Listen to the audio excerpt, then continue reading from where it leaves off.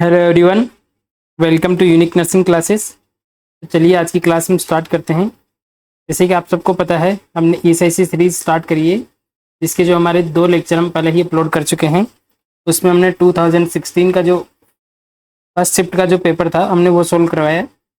आज हम बात करेंगे, जैसे आप स्क्रीन पे देख पा रहे हैं, तो ईएसआईसी 2019 का जो पेपर हुआ था शिफ्ट सेकेंड का, उसका जो पार्ट फर्स्ट हम डिस्कस करेंगे। और सारा पेपर नियम जो इंपॉर्टेंट एमसीक्यूज है जो रिपीट हो सकते हैं एग्जाम में, उन्हीं को हम सोल्व करवाने की कोशिश करेंगे। उनसे रिलेटेड जितने भी आसपास एमसीक्यू बनते हैं उनको हम सोल्व कराने की कोशिश करेंगे। तो चलिए, जब आप इस वीडियो को देख रहे हैं तो पहले आप ईएसआईसी सीरीज की जो हमारा फर्स्ट और सेकंड जो लेक्चर हमने अपलोड करा है वो जाके आप देख सकते हैं चैनल पे।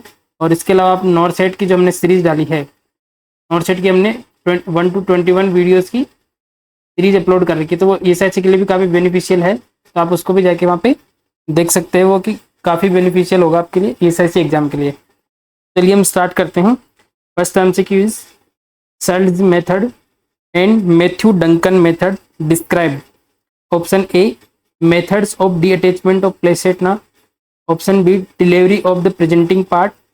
Option C, ways of presentation of fetus. Option D, ways to monitor fetal health. चलिए क्वेश्चन का आंसर करना है आपको, यानी कि जिसमें 2 मेथड पूछे गए हैं, एक सर्ल्स मेथड पूछा गया है, एक मैथ्यू डंकन मेथड पूछा गया है। तो बेसिकली ये जो मेथड है वो किस चीज़ को डिस्क्राइब करने के लिए यूज किए जाते हैं। तो correct answer will be option A, method of detachment of placenta. तो चलिए, ये एग्जाम ये वेरी वेरी इंपॉर्टेंट है। जिन्होंने 2016 का जो हमारी फर्स्ट और सेकंड क्लास देखी है उनको पता है 2016 वाला जो पेपर था बहुत ईजी पेपर था, और 2019 का आप देख पा रहे हैं थोड़ा सा लेवल बढ़ गया है। तो इस तरीके से ईयर बाई ईयर जो है ईएसआईसी एग्जाम में कोई भी एग्जाम उसका लेवल जो एग्जाम का है वो थोड़ा हार्ड होता जा रहा है। तो ये बहुत इंपॉर्टेंट एमसीक्यू है, एग्जाम में रिपीट हो सकता है। इसमें क्वेश्चन ये पूछा गया है कि जो ये 2 मेथड हो किसके लिए यूज किए जाते हैं, कि जो प्लेसेंटा है ड्यूरिंग एम्ब्रियोनिक डेवलपमेंट, जो प्लेसेंटा है जो यूट्रस अटैच रहती है, तो वो किस मेथड से डी अटैच होती है। 2 मेथड होते हैं, वो एक सर्ल्स मेथड होता है और एक डंकन मेथड होता है। तो चलिए इससे रिलेटेड हम कुछ डिस्कस करते हैं। जब हम लेबर के बारे में डिस्कस करेंगे, जब कंप्लीट लेबर जब मैं आपको पढ़ाऊंगा तो उसमें से हम लेबर की हम सबको पता है 4 स्टेज होती है, फर्स्ट सेकंड थर्ड और फोर्थ। यहाँ पे स्पेशली हम थर्ड स्टेज की बात करेंगे। थर्ड स्टेज ऑफ लेबर के अंदर ये भी क्वेश्चन आता है कि थर्ड स्टेज ऑफ लेबर के अंदर कौन सा जो इंसिडेंस देखने को मिलता है हमें। अगर थर्ड स्टेज की बात करें तो उसमें अगर हम स्टार्ट बात करें तो कि स्टार्ट कब होता है थर्ड स्टेज ऑफ लेबर, जब फीटस का एक्सपल्जन हो जाता है, यानी कि डिलीवरी हो जाती है। आफ्टर एक्सपल्जन ऑफ फीटस, यानी कि जब फीटस का एक्सपल्जन हो जाता है वहाँ से ये थर्ड स्टेज स्टार्ट होती है। और कहाँ तक चलती है, जब एक्सपल्जन ऑफ प्लेसेंटा। बेसिकली अगर मेनली अगर इंसिडेंस की बात करें तो इसमें प्लेसेंटा का रिमूवल, प्लेसेंटा का एक्सपल्जन देखने को मिलता है थर्ड स्टेज के अंदर। थर्ड स्टेज बेसिकली प्लेसेंटा से रिलेटेड है। तो अगर क्वेश्चन आता है जो थर्ड स्टेज है लेबर की, उसके अंदर कौन सा इंसिडेंस हमें देखने को मिलता है, एक्सपल्जन ऑफ प्लेसेंटा यानी प्लेसेंटा। अब जो प्लेसेंटा बाहर निकलती है वो किस मैकेनिज्म से निकलती है, कौन कौन से मेथड होते हैं, वही क्वेश्चन हमारा एग्जाम में पूछा हुआ है। मान लीजिए आपका ये इस तरीके से यूट्रस है, और ठीक है, और रफली अगर हम इसका डायग्राम समझते हो इस तरीके से आपकी प्लेसेंटा वहाँ पे अटैच्ड है। ठीक है, ये यूट्रस है और ये आपकी प्लेसेंटा है। अब जब प्लेसेंटा थर्ड स्टेज में रिमूव होती है, जब एक्सपेल्ड आउट होती है, तो जो ये सिपरेशन है प्लेसेंटा का यूट्रस से, वो 2 मैकेनिज्म से होता है।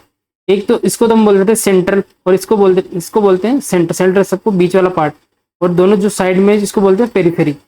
तो अगर दोनों मेथड की अगर हम बात करें कि किस तरीके से इनका एक्सपल्जन होता है, एक एक्सपल्जन होता है जिसके अंदर सबसे पहले प्लेसेंटा सेंट्रल से रिमूव होती है। जैसे मान लीजिए ये यूट्रस की सरफेस है और ये प्लेसेंटा इस तरीके से कनेक्टेड है यूट्रस है। अब जब इसको सेपरेट होना होगा तो प्लेसेंटा किस तरीके से सेपरेट होगी, पहले सेंटर से होगी इस तरीके से, यहाँ से पूरी सेपरेट होगी, फिर बाद में पेरीफेरी से सेपरेट होगी। एक तो ये मेथड हो गया। एक मेथड हो गया जिसके अंदर ये यूट्रस की लाइनिंग है, इसके अंदर ये प्लेसेंटा है। तो प्लेसेंटा पहले क्या करेगी, पेरीफेरी से इस तरीके से सेंटर से कनेक्टेड है, लेकिन पेरीफेरी से पहले जो है सेपरेट हो गई। तो इसमें हम 2 मेथड पढ़ते हैं। पहला हो गया आपका सर्ज मेथड,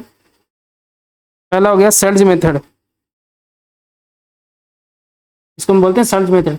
अब सर्ज मेथड में जो है प्लेसेंटा का रिमूवल किस तरीके से होता है, बस इतना याद रखना है आपको, नाम से याद रखना है, सेंट्रल टू पेरीफेरी। जो मैंने पहला वाला पार्ट बताया, सेंट्रल टू पेरीफेरी, ये चीज़ याद रखनी है, एग्जाम पॉइंट ऑफ व्यू से बहुत इंपॉर्टेंट है।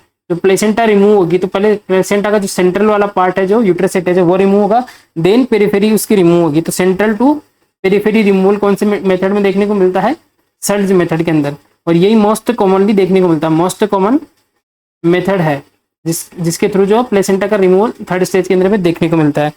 ठीक है, ये चीज आपको पता चल गई। एक और चीज इसमें से इंपॉर्टेंट है एग्जाम पॉइंट ऑफ व्यू से, कि जब सर्ज मेथड के थ्रू प्लेसेंटा का रिमूवल होता है तो हमें सबसे पहले कौन सी सरफेस विजिबल होती है? तो करेक्ट आंसर करना आपको फिटेस, सबसे पहले इसमें कौन सी होगी? Foetus surface visible, foetus surface visible होती है। बस इतना आपको समझने, अगर समझ में नहीं आ रहा तो बस ये 2 लाइनें आपको याद रखनी है। सर्ज मेथड में सेंट्रल टू पेरिफेरी रिमूवल होता है और सबसे पहले फिटस जो है उसकी सरफेस विजिबल होती है। इसका निमोनिक आप इस तरीके से याद रख सकते हैं, CSF।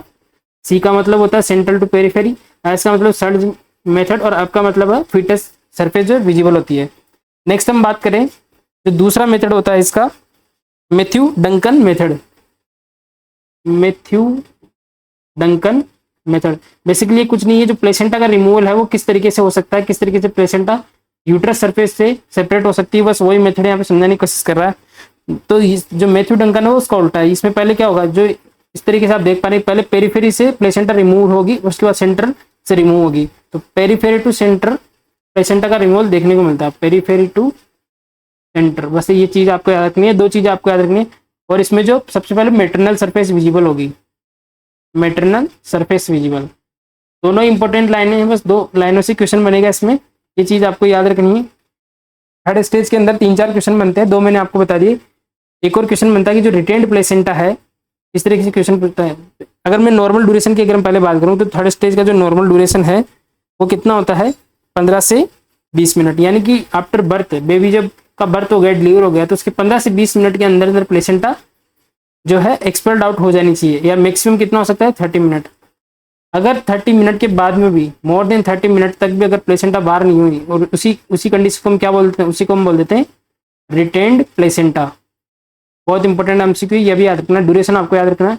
अगर 30 मिनट तक अगर प्लेसेंटा बाहर नहीं आती है तो उसको हम क्या बोल देंगे? Retained placenta. ये भी एमसीक्यू पूछा गया कि रिटेन्ड प्लेसेंटा का क्राइटेरिया पूछा गया कि कितने मिनट तक हम वेट करते हैं रिटेन्ड प्लेसेंटा उसको बोलने के लिए। अगर 30 मिनट से के बाद में भी प्लेसेंटा रिमूव नहीं होती है यूट्रस से तो उसको हम क्या बोलते हैं? Retained placenta.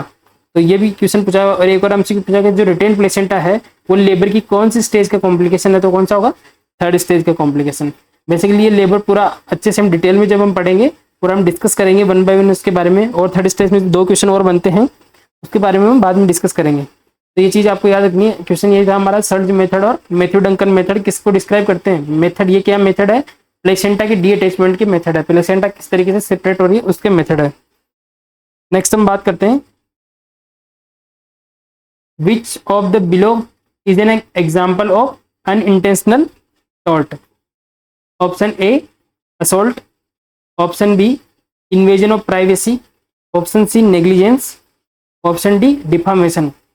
चलिए इसको आपको आंसर करना है। क्वेश्चन में बहुत इंपॉर्टेंट है कि इसमें से कौन सा एग्जाम्पल जो है अनइंटेंशनल टॉर्ट का एग्जाम्पल है। तो करेक्ट आंसर सबको पता, correct answer will be option C negligence. यानी कि जितने भी जब हम टॉर्ट पढ़ेंगे, जब मैनेजमेंट के अंदर हम पढ़ते हैं, नर्सिंग के अंदर जो टॉर्ट्स पढ़ते हैं, अलग अलग जो रिस्पॉन्सिबिलिटी के अंदर पढ़ते हैं, कोड ऑफ एथिक्स, उसके अंदर अगर हम कोड्स की बात करें तो 2 कोड्स हम पढ़ते हैं। ये 1 बाय 1 हम डिस्कस कर लेते हैं। एक होता है इंटेंशनल टॉर्ट, एक होता है अनइंटेंशनल टॉर्ट। यहाँ पे एक पहले भी मैंने जो नोट्स सीरीज उसमें अच्छे से जो है इसको एक्सप्लेन कर रखा है। तो यहाँ पे सिर्फ हम इसकी ज़्यादा डिटेलिंग में नहीं जाएंगे, इनके सिर्फ एग्जाम्पल हम देखने की कोशिश करते हैं। एक होता है इंटेंशनल टॉर्ट, एक होता है अनइंटेंशनल टॉर्ट। अनइंटेंशनल टॉर्ट, अब दोनों में क्या डिफरेंस होता है? इंटेंशनल टॉर्ट जो होता है वो इंटेंशन यानी कि जो जानबूझ के किया गया एक्ट है। तो अगर हम हिंदी में बोले तो क्या होगा? जानबूझ के, यानी डेलिब्रेट एक्ट है। यानी इसमें हम जो भी पेशेंट के प्रति जो भी एक्ट करेंगे वो हमें बाय मिस्टेक नहीं होगा, हम जानबूझ के पेशेंट को हार्म करने के लिए या जो एक्ट करते हैं वो क्या होगा? Intentional tort. अनइंटेंशनल हम नहीं चाहते लेकिन हमें गलती से अगर वो हो जाए, ठीक है, मिस्टेकली अगर हम मिस्टेक हम कर देते हैं, हमारा कोई इंटेंशन नहीं है पेशेंट को हार्म करने का, लेकिन वो अगर फिर भी हम उसको हम हमारे एक्ट के थ्रू उसको कोई भी जो है प्रॉब्लम होती है तो वो किसके अंदर आएगा? Unintentional tort. अब इसके एग्जाम्पल में से एमसीक्यू आते हैं, कौन कौन से एग्जाम्पल है? पहले हम बात करें असोल्ट। असोल्ट हम किसको बोलेंगे? अगर वर्बली हम किसी को हार्म पहुंचा रहे हैं पेशेंट को, तो इसलिए हम यहाँ पे पेशेंट की बात करेंगे। वर्बली अगर पेशेंट को हम कुछ भी ऐसे अपने वर्ड से पेशेंट को हार्म पहुंचाने की कोशिश कर रहे हैं, उसको थ्रेटनिंग कर रहे हैं। स्पेशली जो इसके लिए वर्ड जो यूज होगा वो होगा थ्रेटनिंग।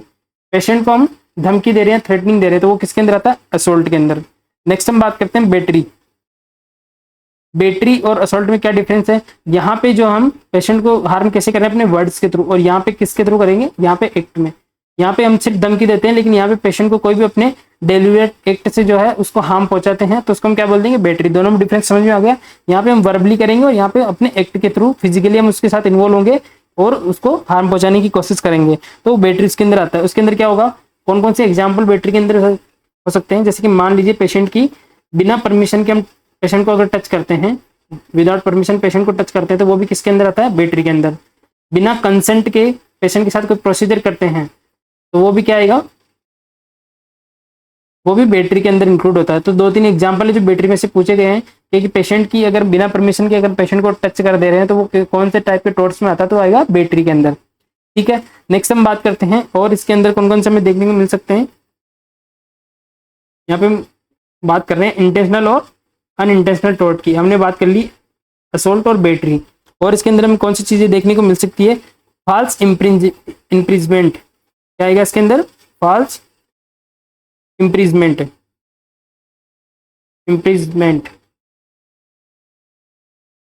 ठीक है, और किसके अंदर आएगा? इसमें फॉल्स इम्प्रिजमेंट में क्या होगा? पेशेंट को जो हम इम्प्रिजन, यानी इम्प्रिजन का मतलब क्या था? प्रिजन का मतलब होता है जेल, यानी कि पेशेंट की बिना परमिशन के अगर उसको स्टे करवाते हैं, तो वो किसका आएगा? फॉल्स इम्प्रिजमेंट के अंदर आता है। नेक्स्ट, और इसके अंदर कौन सा और क्या आता है? ये भी इंपॉर्टेंट है, ये भी हमसे पूछा गया है, याद रखना आपको। डिफामेशन।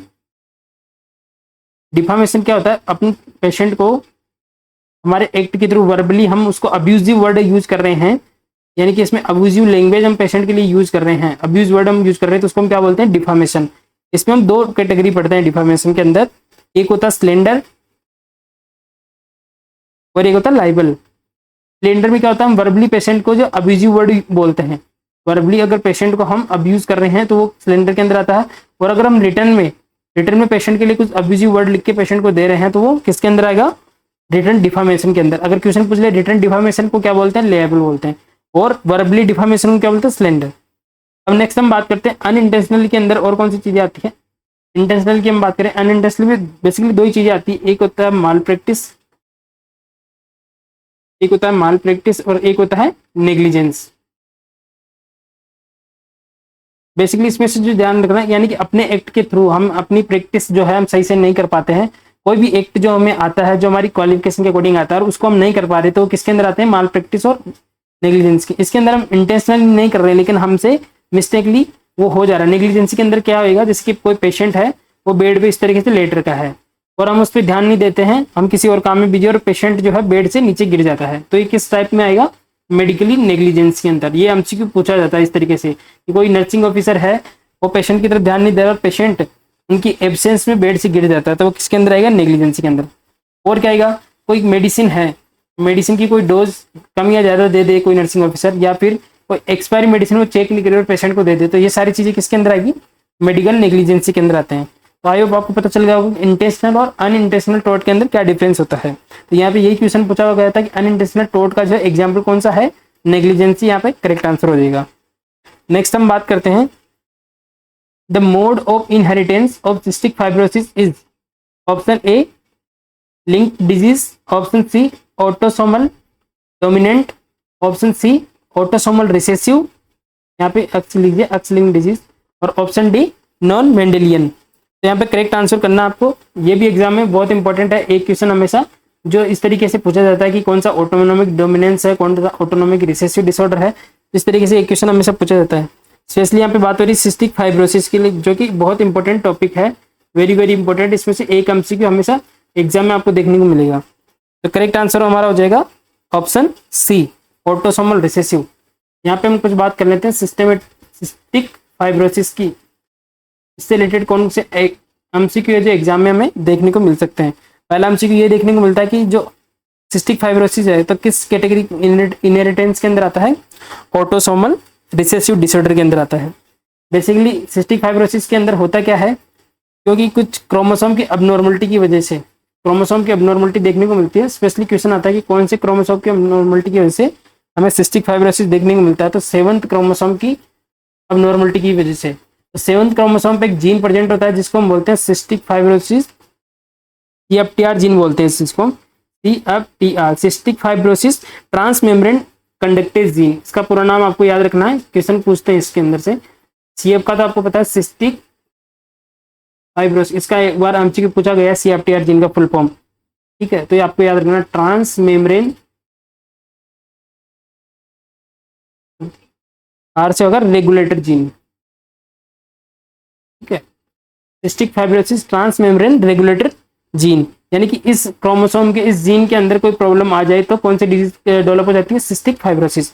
अब होता क्या है, CFTR जीन किसके लिए रिस्पॉन्सिबल होता है, मान लीजिए जो डक्ट है, जितनी भी डक्ट है हमारी बॉडी के अंदर, वहाँ पे दो जो चैनल होते हैं, सोडियम और क्लोराइड चैनल, उनके एक्टिवेशन के लिए हेल्प करता है।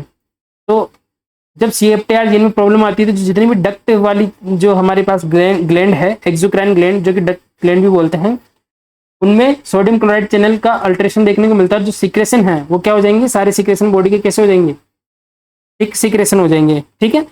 और जिसकी वजह से में क्या, मल्टीपल ऑर्गन या मल्टीपल सिस्टम फेलियर हमें देखने को मिलेगा।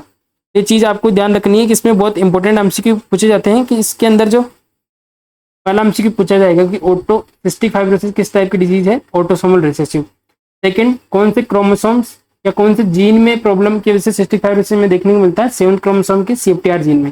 तीसरा एमसीक्यू CFTR की फुल फॉर्म क्या होती है, और फोर्थ एमसीक्यू ये पूछा जाएगा कि सिस्टिक फाइब्रोसिस में होता क्या है, सोडियम क्लोराइड जो चैनल है उसकी अल्ट्रेशन हो जाती है, जिसकी वजह से क्या देखने को मिलता है, जितने भी सिक्रेशन है बॉडी के वो क्या हो जाएंगे, थिक सिक्रेशन। और थिक सिक्रेशन की वजह से जो ये डक्ट है, मान लीजिए पहले थिन सिक्रेशन थे, इजीली इसमें से निकल जाते थे, लेकिन थिक सिक्रेशन की वजह से वो हार्ड सिक्रेशन हो जाते थे, डक्ट को क्या कर देते हैं, जितनी भी बॉडी की एक्सोक्राइन डक्ट है उसको ब्लॉक कर देते हैं, इसलिए मल्टीपल सिस्टम फेलियर हमें देखने को मिलता है। तो ये कुछ एमसीक्यू इसमें से पूछे जा सकते हैं। तो हम देखते हैं कि इसके एक और एमसीक्यू पूछा जाता है कि इसमें कौन कौन से सिस्टम जो है अफेक्ट होते हैं।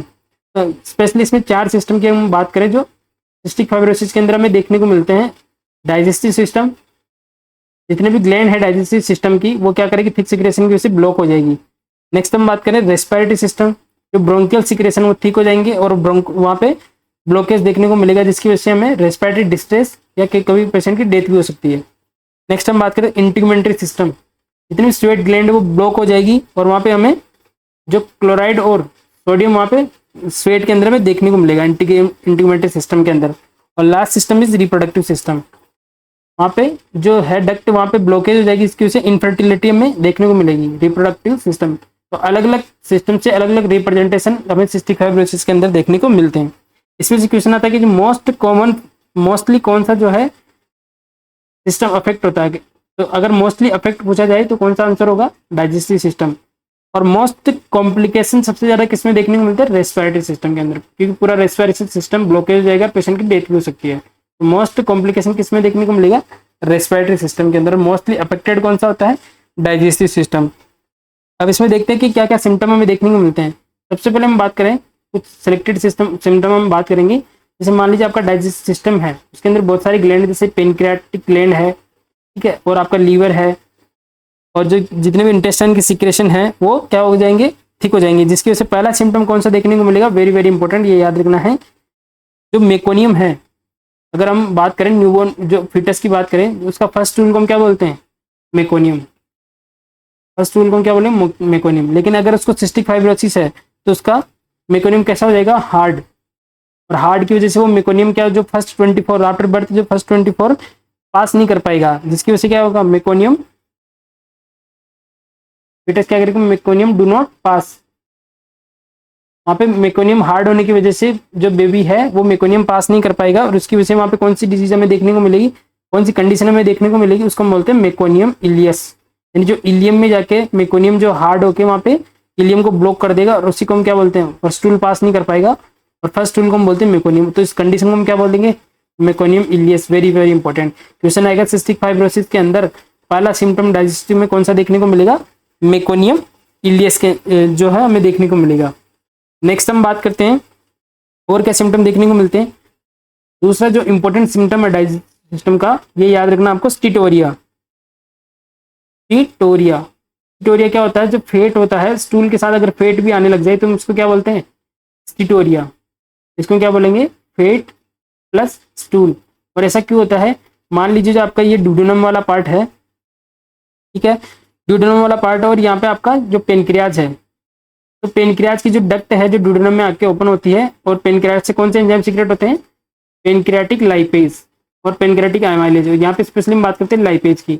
लाइपेज किसके लिए रिस्पॉन्सिबल होता है, फैट के डाइजेशन के लिए। तो जैसे ही यहाँ पे हमने अगर कोई फैट कंटेनिंग डाइट लेते हैं, लेकिन यहाँ पे सिस्टिक फाइब्रोसिस की वजह से जो पेनक्रियाटिक डक्ट है वो ब्लॉकेज हो गई है, तो जो पेनक्रियाटिक लाइपेज है वो ड्यूडेनम में नहीं आएगा, और जो फैट है उसका ब्रेकडाउन नहीं हो पाएगा, और वो फैट अनडाइजेस्ट होकर स्टूल के साथ बाहर निकल जाएगा। तो कौन सी कंडीशन देखने को मिलेगी, स्टिटोरिया। बहुत इंपॉर्टेंट है, नोरसेट लेवल पे भी इसमें से क्वेश्चन आता है। सिम्टम देखिए कि एक बेबी है उसके अंदर ये सिम्टम देखने को मिल रहा है कि जो स्टिटोरिया की कंडीशन है उसको मेकोनिमिलियस है, तो कौन सी डिजीज होने के चांसेस हो सकते हैं, तो कौन सा होगा, सिस्टिक फाइब्रोसिस, याद रखना है आपको, ठीक है। तो और क्या होगा इसके अंदर, और बहुत सारे सिम्टम देखने को मिलते हैं, जैसे कि अगर क्योंकि फैट का अब्जॉर्प्शन नहीं हो रहा है, तो वहाँ पे क्या देखने को मिलेगा, फैट सोल्यूबल विटामिन की डिफिशियंसी में देखने को मिलेगा, जो कौन कौन से, ए डी ई के, ठीक है। और क्या होगा, विटामिन के भी प्रॉपर तरीके से फॉर्म नहीं हो पाएगा, तो ब्लीडिंग टेंडेंसी हमें सिस्टिक फाइब्रोसिस के अंदर देखने को मिलेगा। प्रोटीन का डाइजेशन नहीं हो पाएगा, इसकी वजह से क्या देखने को मिलेगा, हाइपो एल्बुनेमिया। तो ये कुछ कंडीशन है जिसके अंदर हम सिस्टिक फाइब्रोसिस के अंदर ये सारे सिम्टम हम देख सकते हैं। अब स्पेशली अगर हम बात करें रेस्पिरेटरी सिस्टम के अंदर, क्योंकि रेस्पिरेटरी सिस्टम के अंदर भी जो सिक्रेशन है, ब्रोंकियल सिक्रेशन, वो क्या हो जाएंगे, थिक हो जाएंगे, जिसकी वजह से वहाँ पे ब्लॉकेज देखने को मिलेगा। तो पेशेंट के अंदर क्या देखने को मिलेगा, साइनोसिस देखने को मिलेगा, हाइपोक्सिया, क्योंकि प्रॉपर गैसेस एक्सचेंज वहाँ पे नहीं होगा, जिसकी वजह से वहाँ पे ऑक्सीजन की कमी बॉडी में देखने को मिलेगी, और जब सीवियर केसेस में हमें एम्फाइसीमा वहाँ पे देखने को मिलेगा, ठीक है। तो ये कुछ करेक्टरिस्टिक्स है जिसके बेसिस पे हम जो है सिस्टिक फाइब्रोसिस को है हम डायग्नोस कर सकते हैं। और थर्ड सिस्टम की हम बात करें, इंटीग्यूमेंट्री सिस्टम, यहाँ से एमसीक्यू नोटसेट में पूछा गया है और हमेशा पूछा जाता है। इंटीग्यूमेंट्री सिस्टम के अंदर क्या होगा, क्योंकि यहाँ पे जो हमने बात की थी कि सोडियम और क्लोराइड चैनल है वो ब्लॉकेज हो जाते हैं, जिसकी वजह से प्रॉपर तरीके से आयन का एक्सचेंज नहीं हो पाता है। तो जो हमारी जो स्किन है, मान लीजिए स्किन है और वहाँ पे छोटे छोटे पोर्स होते हैं, जिसके थ्रू हमारा क्या होता है, स्वेट बाहर आता है, ठीक है। तो जो सोडियम और क्लोराइड चैनल सही से काम नहीं कर पाते, इसलिए जो स्वेट में है सोडियम और क्लोराइड ज़्यादा मात्रा में बाहर निकलने लग जाते हैं। तो उसकी जो स्किन होती है वो कैसी हो जाएगी, साल्टी स्किन, क्योंकि आपको पता है सोडियम क्लोराइड हम नमक के लिए यूज करते हैं, तो कैसी स्किन हो जाएगी, साल्टी स्किन वहाँ पे देखने को मिलेगी। और इसी से रिलेटेड एमसीक्यू आगे मैं बताता हूँ इसमें से क्या क्वेश्चन पूछते हैं। तो ये चीज़ याद रखना कि साल्टी टेस्ट वहाँ पे जब भी जो पेरेंट्स है, मान लीजिए यहाँ पे हम बेबी की बात कर रहे हैं, जो पेरेंट्स है जब उसको किसिंग करेंगे, बेबी को उसकी स्किन पे कहीं भी किसिंग करेंगे, तो वहाँ पे उसको कौन सा टेस्ट दिखाई देने का, साल्टी। तो इस तरीके से रिप्रेजेंट करेंगे कि हमारा एक बेबी है और उसको ये प्रॉब्लम हो रही है, जिसके अंदर हम जो पेशेंट बेबी को हम जो किस कर रहे हैं, तो वहाँ पे साल्टी टेस्ट हमें देखने को मिल रहा है और बेबी को स्टिटोरिया देखने को मिल रहा है। तो वो ऐसे कंप्लेंट करके जो है हॉस्पिटल में आएंगे, तो हमें क्या डायग्नोस करना है, सिस्टिक फाइब्रोसिस। तो इसी के लिए हम इससे रिलेटेड हम कौन सा टेस्ट करते हैं, यही एमसीक्यू पूछा जाता है इसमें से। इससे रिलेटेड हम करते हैं स्वेट क्लोराइड टेस्ट। क्या करते हैं, स्वेट क्लोराइड टेस्ट। बस यही एमसीक्यू आता है कि स्वेट क्लोराइड टेस्ट किसके लिए किया जाता है, किसके लिए किया जाएगा, सिस्टिक फाइब्रोसिस। और उसका कुछ क्राइटेरिया होता है। एक चीज याद रखना, रिप्रोडक्टिव सिस्टम के अंदर हमें कौन सा देखने को मिलेगा, इसके अंदर इनफर्टिलिटी, बस इतना सा याद रखना है। थोड़ा सा हम बात करते हैं स्वेट क्लोराइड टेस्ट के बारे में। आई होप थोड़ा लेंदी हो रहा है, लेकिन इंपॉर्टेंट टॉपिक है, इसलिए मैं यहाँ पे डिस्कस कर रहा हूँ। इसलिए हम बात करते हैं स्वेट क्लोराइड टेस्ट। पहला क्वेश्चन तो ये आता है कि स्वेट क्लोराइड टेस्ट किसके लिए होता है, सिस्टिक फाइब्रोसिस के लिए, ठीक है। इसके अंदर जो जितना हमें स्वेट चाहिए वो कितना चाहिए, 75 mg। ये भी एमसीक्यू याद रखना, कितना स्वेट हम एज ए सैंपल जो है कलेक्ट करते हैं, 75 mg स्वेट जो हम कलेक्ट करेंगे उसका टेस्ट करने के लिए। और फाइंडिंग हम किस तरीके से असेस करेंगे, मान लीजिए हमने स्वेट को टेस्ट करा और उसके अंदर हम क्या किसकी कंसंट्रेशन चेक करते हैं, क्लोराइड की कंसंट्रेशन, जो कि कम होनी चाहिए। और हमने क्लोराइड की कंसंट्रेशन चेक करी, अगर वो 40 मिली इक्विवेलेंट पर लीटर से कम है, तो इस कंडीशन को हम क्या बोल देंगे, नॉर्मल कंडीशन। यानी कि पेशेंट को जो स्वेट क्लोराइड टेस्ट है वो नेगेटिव है, उसको सिस्टिक फाइब्रोसिस होने के चांसेस नहीं है, नॉर्मल कंडीशन है ये।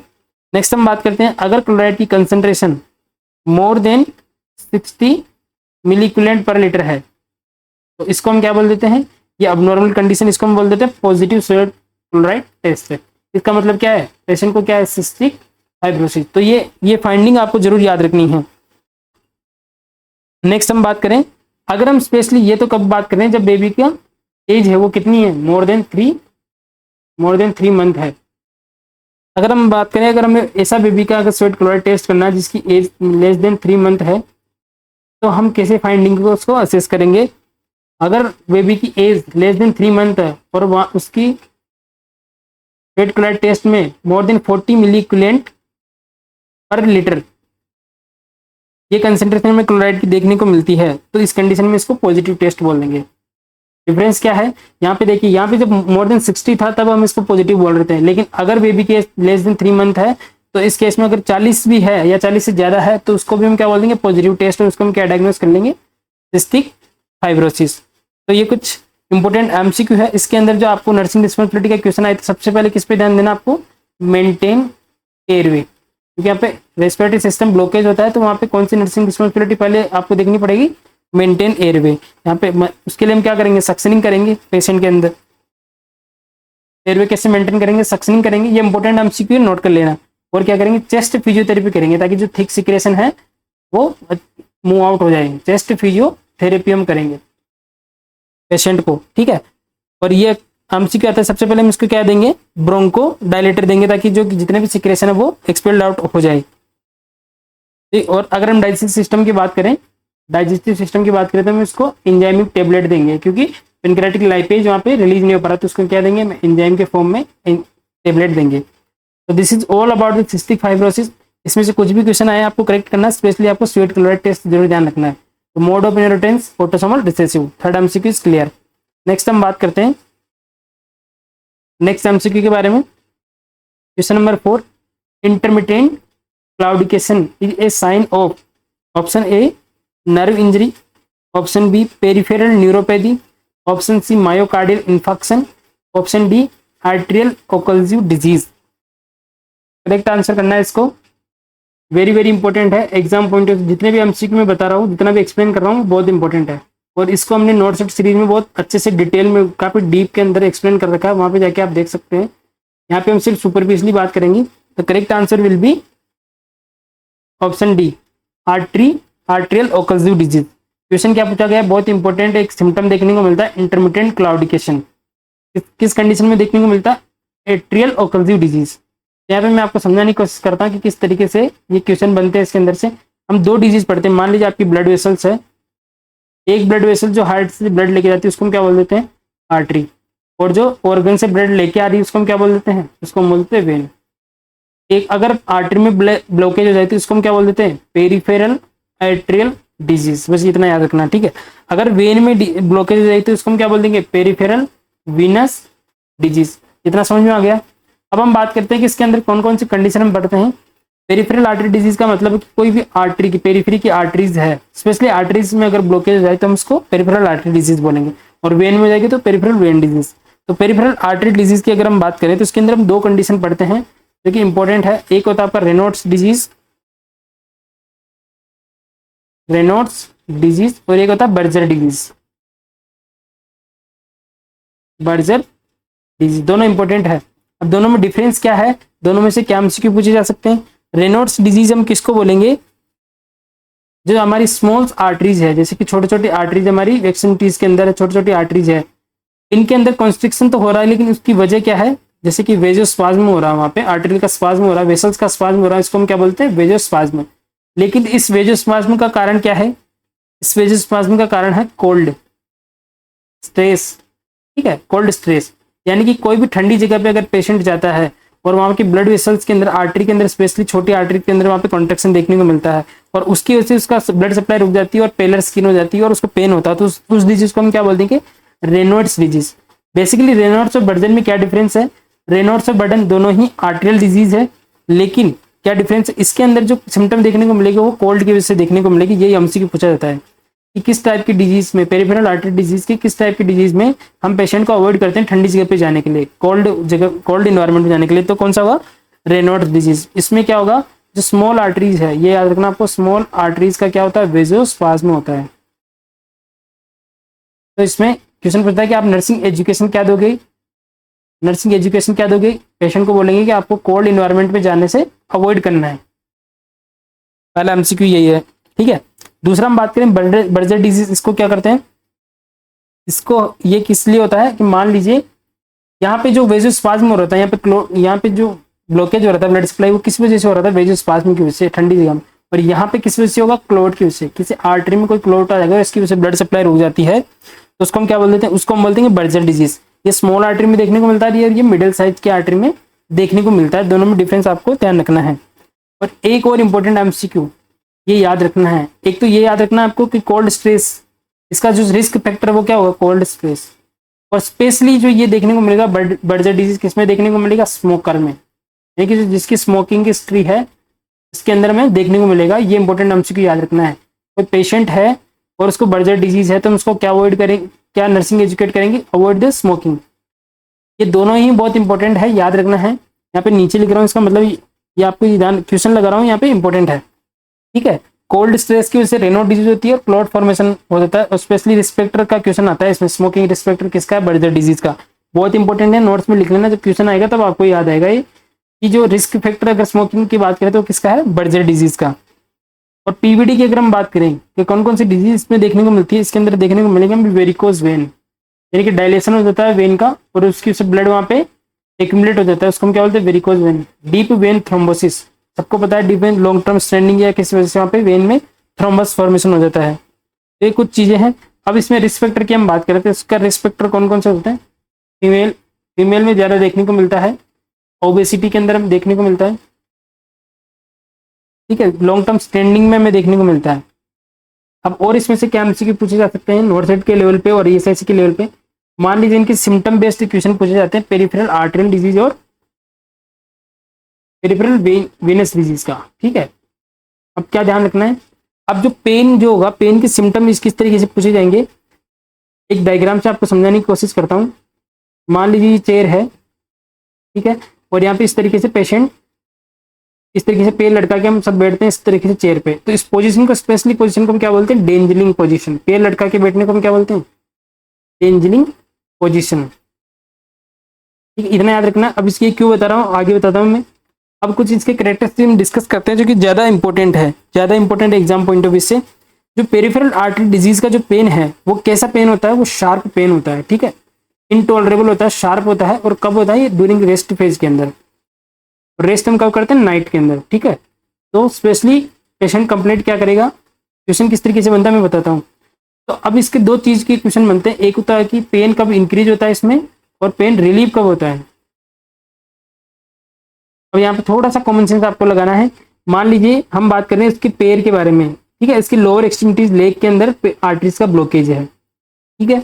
अब ब्लॉकेज है तो यहाँ प्रॉपर ब्लड सप्लाई नहीं जा पा रही है उसके, जहाँ पे ब्लॉकेज है उसके नीचे तक के लेवल पे। तो अब आप ये बताइए कि पेन इंक्रीज कब होगा? तो पेशेंट का अगर हम पेशेंट को अगर एक्सट्रीमिटीज को एलिवेट कर देंगे, ऑलरेडी वहाँ पे ब्लड सप्लाई नहीं जा रही है, और हम उसको एलिवेट कर देंगे तो वहाँ पे ब्लड सप्लाई और कम हो जाएगी। तो इसकी वजह से पेशेंट के अंदर क्या देखने को मिलेगा? उसका पेन जो है इंक्रीज हो जाएगा। मान लीजिए पेशेंट है और इसके पैर पे यहाँ पे पेरिफेरल आर्टरी डिजीज हो गई है, तो ऑलरेडी यहाँ पे ब्लड सप्लाई डिस्टल पार्ट पे नहीं आ रही है।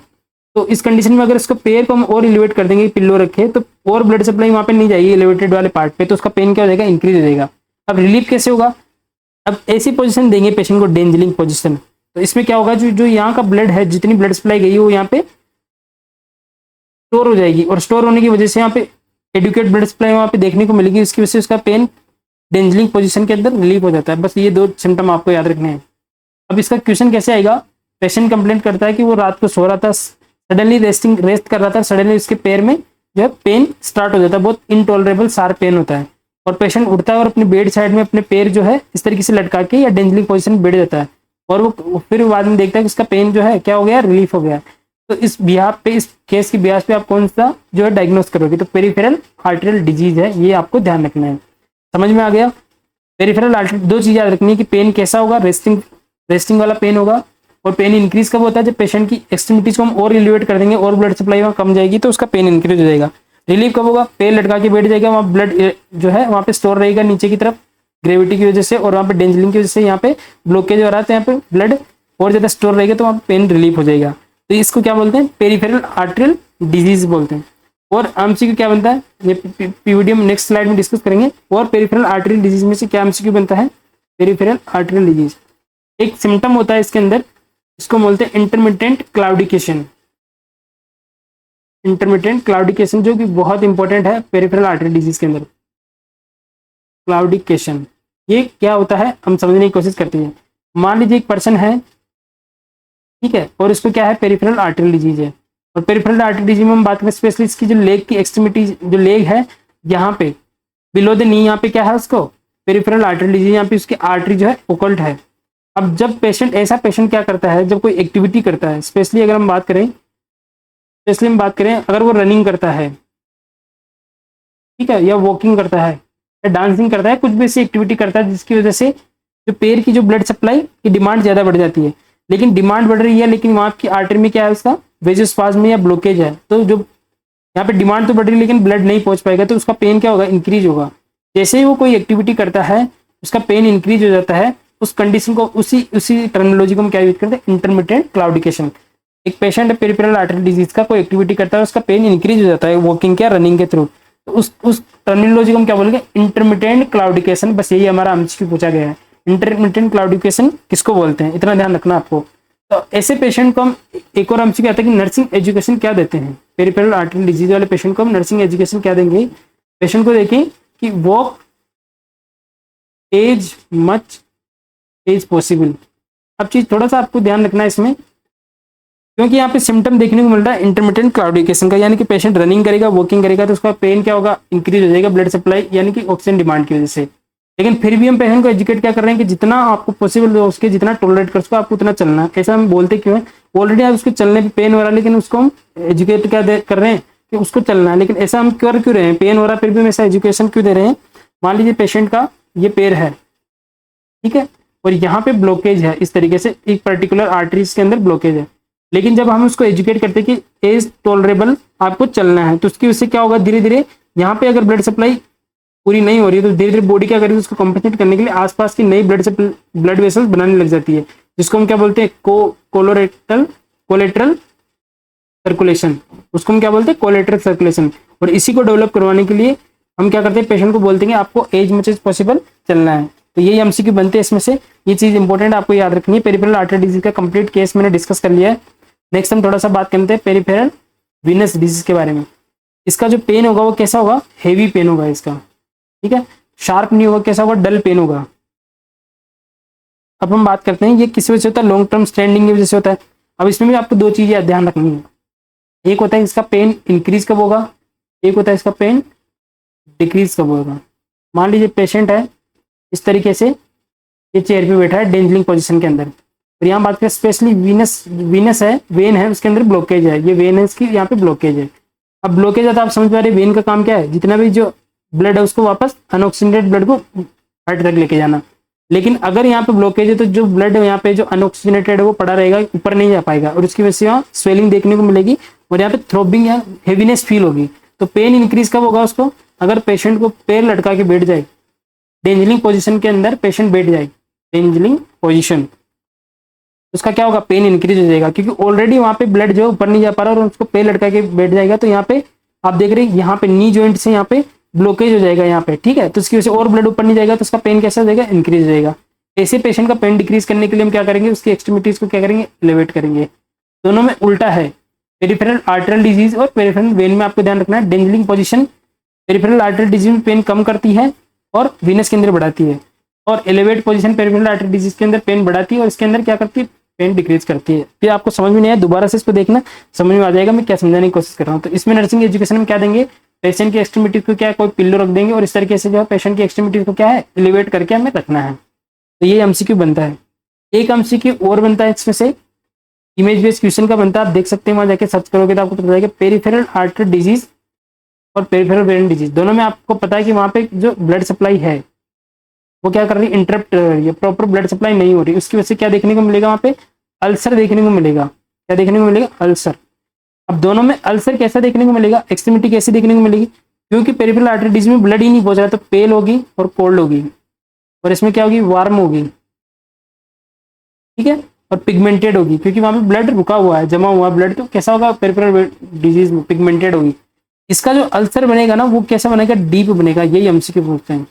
आपको इमेज बेस्ड, यहाँ पे मैं इमेज डालना भूल गया, आपको इमेज नेक्स्ट सीरीज में दिखा दूंगा मैं, नहीं तो आप खुद सर्च के दे सकते हो। पेरिफेरल आर्टरी डिजीज का जो है अल्सर किस तरीके से देखने को मिलेगा, डीप बनेगा, उसके रेगुलर जो है एजेस होंगे, रेगुलर एजेस वहां पे देखने को मिलेंगे।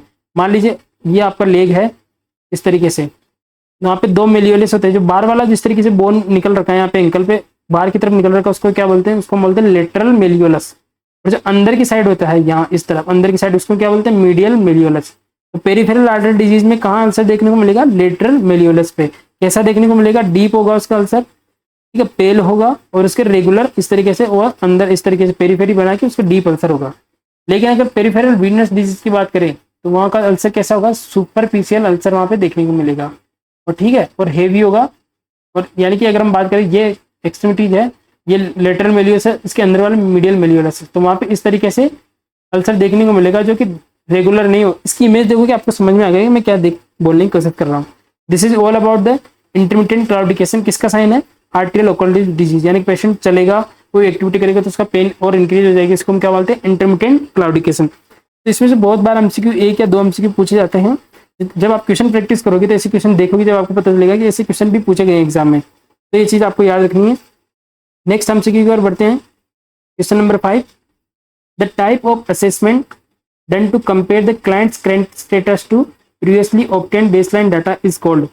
Option A problem focused assessment, option B time lapsed reassessment, option C emergency assessment, option D initial assessment. Basically कुछ नहीं है, वन लाइनर है, इसमें एक्सप्लेन नहीं करेंगे, सीधा आंसर करेंगे और आगे बढ़ेंगे। तो correct answer will B time lapsed reassessment. कई बार ऐसा क्वेश्चन होता है तो ये सिर्फ याद करने वाला क्वेश्चन, याद करना है आगे बढ़ जाना है। यानी करंट डाटा है उसको प्रीवियस डाटा से, तो यहाँ पे टाइम के साथ उसका असेसमेंट कर रहे हैं, जो प्रीवियसली डाटा है और उसका करंट डाटा है। यहाँ पे अब टाइम ट्रेवलिंग के थ्रू, मतलब इसके थ्रू हम क्या कर रहे हैं, असेसमेंट कर रहे हैं। यहाँ पे पहले करंट का देखा और उसका प्रीवियसली से हमने उसका ऑब्जर्व करा और उसके बिहास पे उसका असेसमेंट करा, तो कौन सा का time left reassessment, MCQ. Next हम बात करते हैं the full form of DALY in the context of community health. आपको इसका आंसर करना है। First MCQ is disability, first option is disability adjusted life year, option B disease adapted life year, option C disability adapted life year and option D disease adjusted life year. इसका correct answer क्या होगा, correct answer will be disability adjusted life year. This one is will be correct answer, disability adjusted, sorry यहाँ पे adapted है, ये answer नहीं होगा, option A correct answer, disability adjusted life year. ये भी सिंगल लाइनर के अंदर एमसीक्यू पूछा गया है, इसमें समझने का कुछ नहीं है, आपको सिर्फ फुल फॉर्म याद रखनी है। डेली की फुल फॉर्म क्या होगी, डेली की फॉर्म होगी disability adjusted life year. Next MCQ की हम बात करते हैं, ये भी इंपॉर्टेंट है। The Adam's apple is formed by, option A thyroid cartilage, option B cricoid cartilage, option C hyoid bone, option D epiglottis. चलिए ऐसा क्वेश्चन आपने बहुत बार देखा होगा। इस तरीके से जो हमारी नेक है, जो थ्रोट है, उस पर इस तरीके से जो हमारा प्रोमिनेंट पार्ट रहता है यहाँ पे, जब हम कोई भी स्वेलो करते हैं तो मूव होता है इस तरीके से। यहाँ पे रफ डायग्राम बनाने की कोशिश करते हैं, इस तरीके से हमारे नेक के अंदर यहाँ पे प्रोमिनेंट पार्ट होता है, इसको हम क्या बोलते हैं, एडम्स एप्पल। इसको हम क्या बोलते हैं, तो यही क्वेश्चन पूछ रहा है कि ये इससे मिलकर बना होता है, तो correct answer will be option A thyroid cartilage. तो स्पेशली ये क्वेश्चन किसका है, रेस्पिरेटरी सिस्टम के अंदर जो हम लेरिंग्स पढ़ते हैं उसका एमसीक्यू थोड़ा सा हम डिस्कस कर लेते हैं इसके बारे में। तो इसलिए हम बात करें तो लेरिंग्स, एक तो क्वेश्चन पूछता है कौन से लेवल पे रहती है, तो C4 टू C6 लेवल पे जो लेरिंग्स जो रन करती है, और ये कितने कार्टिलेज से मिलकर बनी होती है, ये बनी होती है 9 कार्टिलेज से, 9 नंबर। ये आपको याद रखना है, ये क्वेश्चन पूछते हैं कि लेरिंग्स कितने कार्टिलेज से मिलकर बना होता है, 9 कार्टिलेज से। तो इसका थोड़ा वन बाय वन हम डिस्कस करते हैं। 2 तरीके के इसमें कार्टिलेज होते हैं, एक सिंगल कार्टिलेज होता है, एक पेयर्ड कार्टिलेज होते हैं, ठीक है। तो हम बात करते हैं कौन कौन से कार्टिलेज हमें लेरिंग्स के अंदर देखने को मिलते हैं। पहला thyroid cartilage, next one is epiglottis and third one is cricoid cartilage. Next हम बात करें पेड़ की, अगर हम बात करें तो एरिटेनॉइड cartilage, next is corniculate cartilage. इनके एटलीस्ट आपको नाम याद रखने हैं, बहुत इंपॉर्टेंट है। इसमें से क्या एमसीक्यू बनते हैं वो भी मैं बता दूंगा। Uniform cartilage, uniform cartilage question आएगा कि which one of the following cartilage of larynx is not paired, यानी कि पेयर्ड, यानी कि पेयर्ड कौन से, ये तो होते हैं पेयर्ड, यानी कि ये दो दो होते हैं सब। पेयर्ड किसको बोलेंगे कि संख्या में दो हो, ये होते हैं पेयर्ड। यानी कि अगर हम पेयर्ड की बात करें तो टोटल कितने हो गए, ये हो गए 6 कार्टिलेज, और ये होते हैं सिंगल 1 1, ये कितने हो गए 3, और 3 + 6 मिला के कितने होते हैं टोटल 9 कार्टिलेज। ठीक है, तो याद रखना है कि लेरिंग्स कितनी कार्टिलेज से मिलकर बना होता है, 9 कार्टिलेज से मिलकर बना होता है। कौन सा पेयर्ड होता है, ये वाले पेयर्ड है और ये अनपेयर्ड है। और क्या क्वेश्चन पूछता है कि हाइलिन कार्टिलेज से कौन कौन से कार्टिलेज मिलकर बने होते हैं। आपको याद रखना है थायराइड कार्टिलेज हाइलिन से मिलकर बना होता है, जिस सामने एच लिख रहा हूँ वो हाइलिन से मिलकर बने होते हैं। एक जो क्रिकोइड होता है वो भी हाइलिन से बना होता है, नोट्स बना लीजिए अच्छे से, आपको याद रहेगा। और नेक्स्ट जो मैं बात करूँ एरिटेनोइड कार्टिलेज, एरिटेनोइड कार्टिलेज भी किससे बना होता है, हाइलिन कार्टिलेज से। तीसरा हमसे यही पूछा जाता है इसके अंदर, और वन इसके डिस्कस कर लेते हैं। स्पेशली हम बात करें थायराइड कार्टिलेज के बारे में, जिसका हमसे सबसे ज्यादा पूछा जाता है थायराइड कार्टिलेज। थायराइड कार्टिलेज का पहला एमसीक्यू तो यही बनता है कि किससे मिलकर बना होता है, ये किस टाइप के कार्टिलेज से मिलकर बना होता है, हाइलिन, हाइलिन कार्टिलेज। ये एमसीक्यू याद रखना, वेरी वेरी इंपॉर्टेंट। किससे मिलकर बना होता है थायराइड कार्टिलेज, हाइलिन कार्टिलेज। इसका पार्ट है लेरिंग्स का। शेप कैसा होता है थायराइड कार्टिलेज का, ट्राइंगुलर। कैसा शेप होगा, ट्राइंगुलर। ठीक है, और ये जो थायराइड कार्टिलेज है वहां पे प्रोट्रूजन होता है थायराइड कार्टिलेज का, नेक के अंदर क्या होता है प्रोट्रूजन, यानी कि थोड़ा सा एलिवेटेड रहता है, और उस प्रोट्रूजन को हम क्या बोलते हैं, वो इसी को हम बोलते हैं एडम्स एपल्स। यही हमसे किस से बना होता है कि एडम्स एपल किससे मिलकर बना होता है, थायराइड कार्टिलेज से। इसको हम क्या बोलते हैं, एडम्स एपल। और इसी का दूसरा नाम करके भी कई बार क्वेश्चन पूछ लेते हैं, इसको बोलते हैं लेरिंजियल प्रोमिनेंस। इसको हम क्या बोलते हैं, लेरिंग्स का वो पार्ट जो प्रोमिनेंट हो रखा था, इसको हम क्या बोलते हैं, लेरिंजियल प्रोमिनेंस। ये एमसीक्यू एग्जाम में पूछे गए हैं, याद रखना आपको। ठीक है, नेक्स्ट हम बात करते हैं एक और जो दूसरा कार्टिलेज इसके अंदर जो इंपॉर्टेंट है, एपिग्लोटिस। सबको पता है एपिग्लोटिस का काम क्या होता है, जब हम स्वेलो करते हैं तो हमारे जो फूड कंटेंट है उसको हमारे रेस्पिरेटरी ट्रैक में जाने से प्रिवेंट करता है, उसके जो हमारा ट्रैक है उसको कवर कर लेता है उसी, इसलिए इसको जो ये स्ट्रक्चर कैसी होगी, इसका जो लीफ लाइक स्ट्रक्चर होती है, इसकी जो स्ट्रक्चर होती है किस टाइप की होती है, लीफ लाइक स्ट्रक्चर। और ये किससे मिलकर बना होता है, इलास्टिन कार्टिलेज से। इससे मिलकर बना होगा इलास्टिक कार्टिलेज से। ठीक है, ये फ्रीली मूवेबल होता है, तभी तो हमारी जो ट्रेकिया है उसको कवर करके रखने की कोशिश करता है। इससे रिलेटेड एग्जाम में बहुत इंपॉर्टेंट क्वेश्चन बनता है एपिग्लोटाइटिस का। जब इसका क्वेश्चन आएगा मैं डिटेल में पूरा एपिग्लोटाइटिस आपको बताऊंगा, बहुत इंपॉर्टेंट एमसीक्यू बनता है, मेडिकल इमरजेंसी का क्वेश्चन है। वहाँ पे मेडिकल इमरजेंसी को हम बोलते हैं। एपिग्लोटाइटिस का जब भी क्वेश्चन आएगा हम डिस्कस करेंगे इसके बारे में।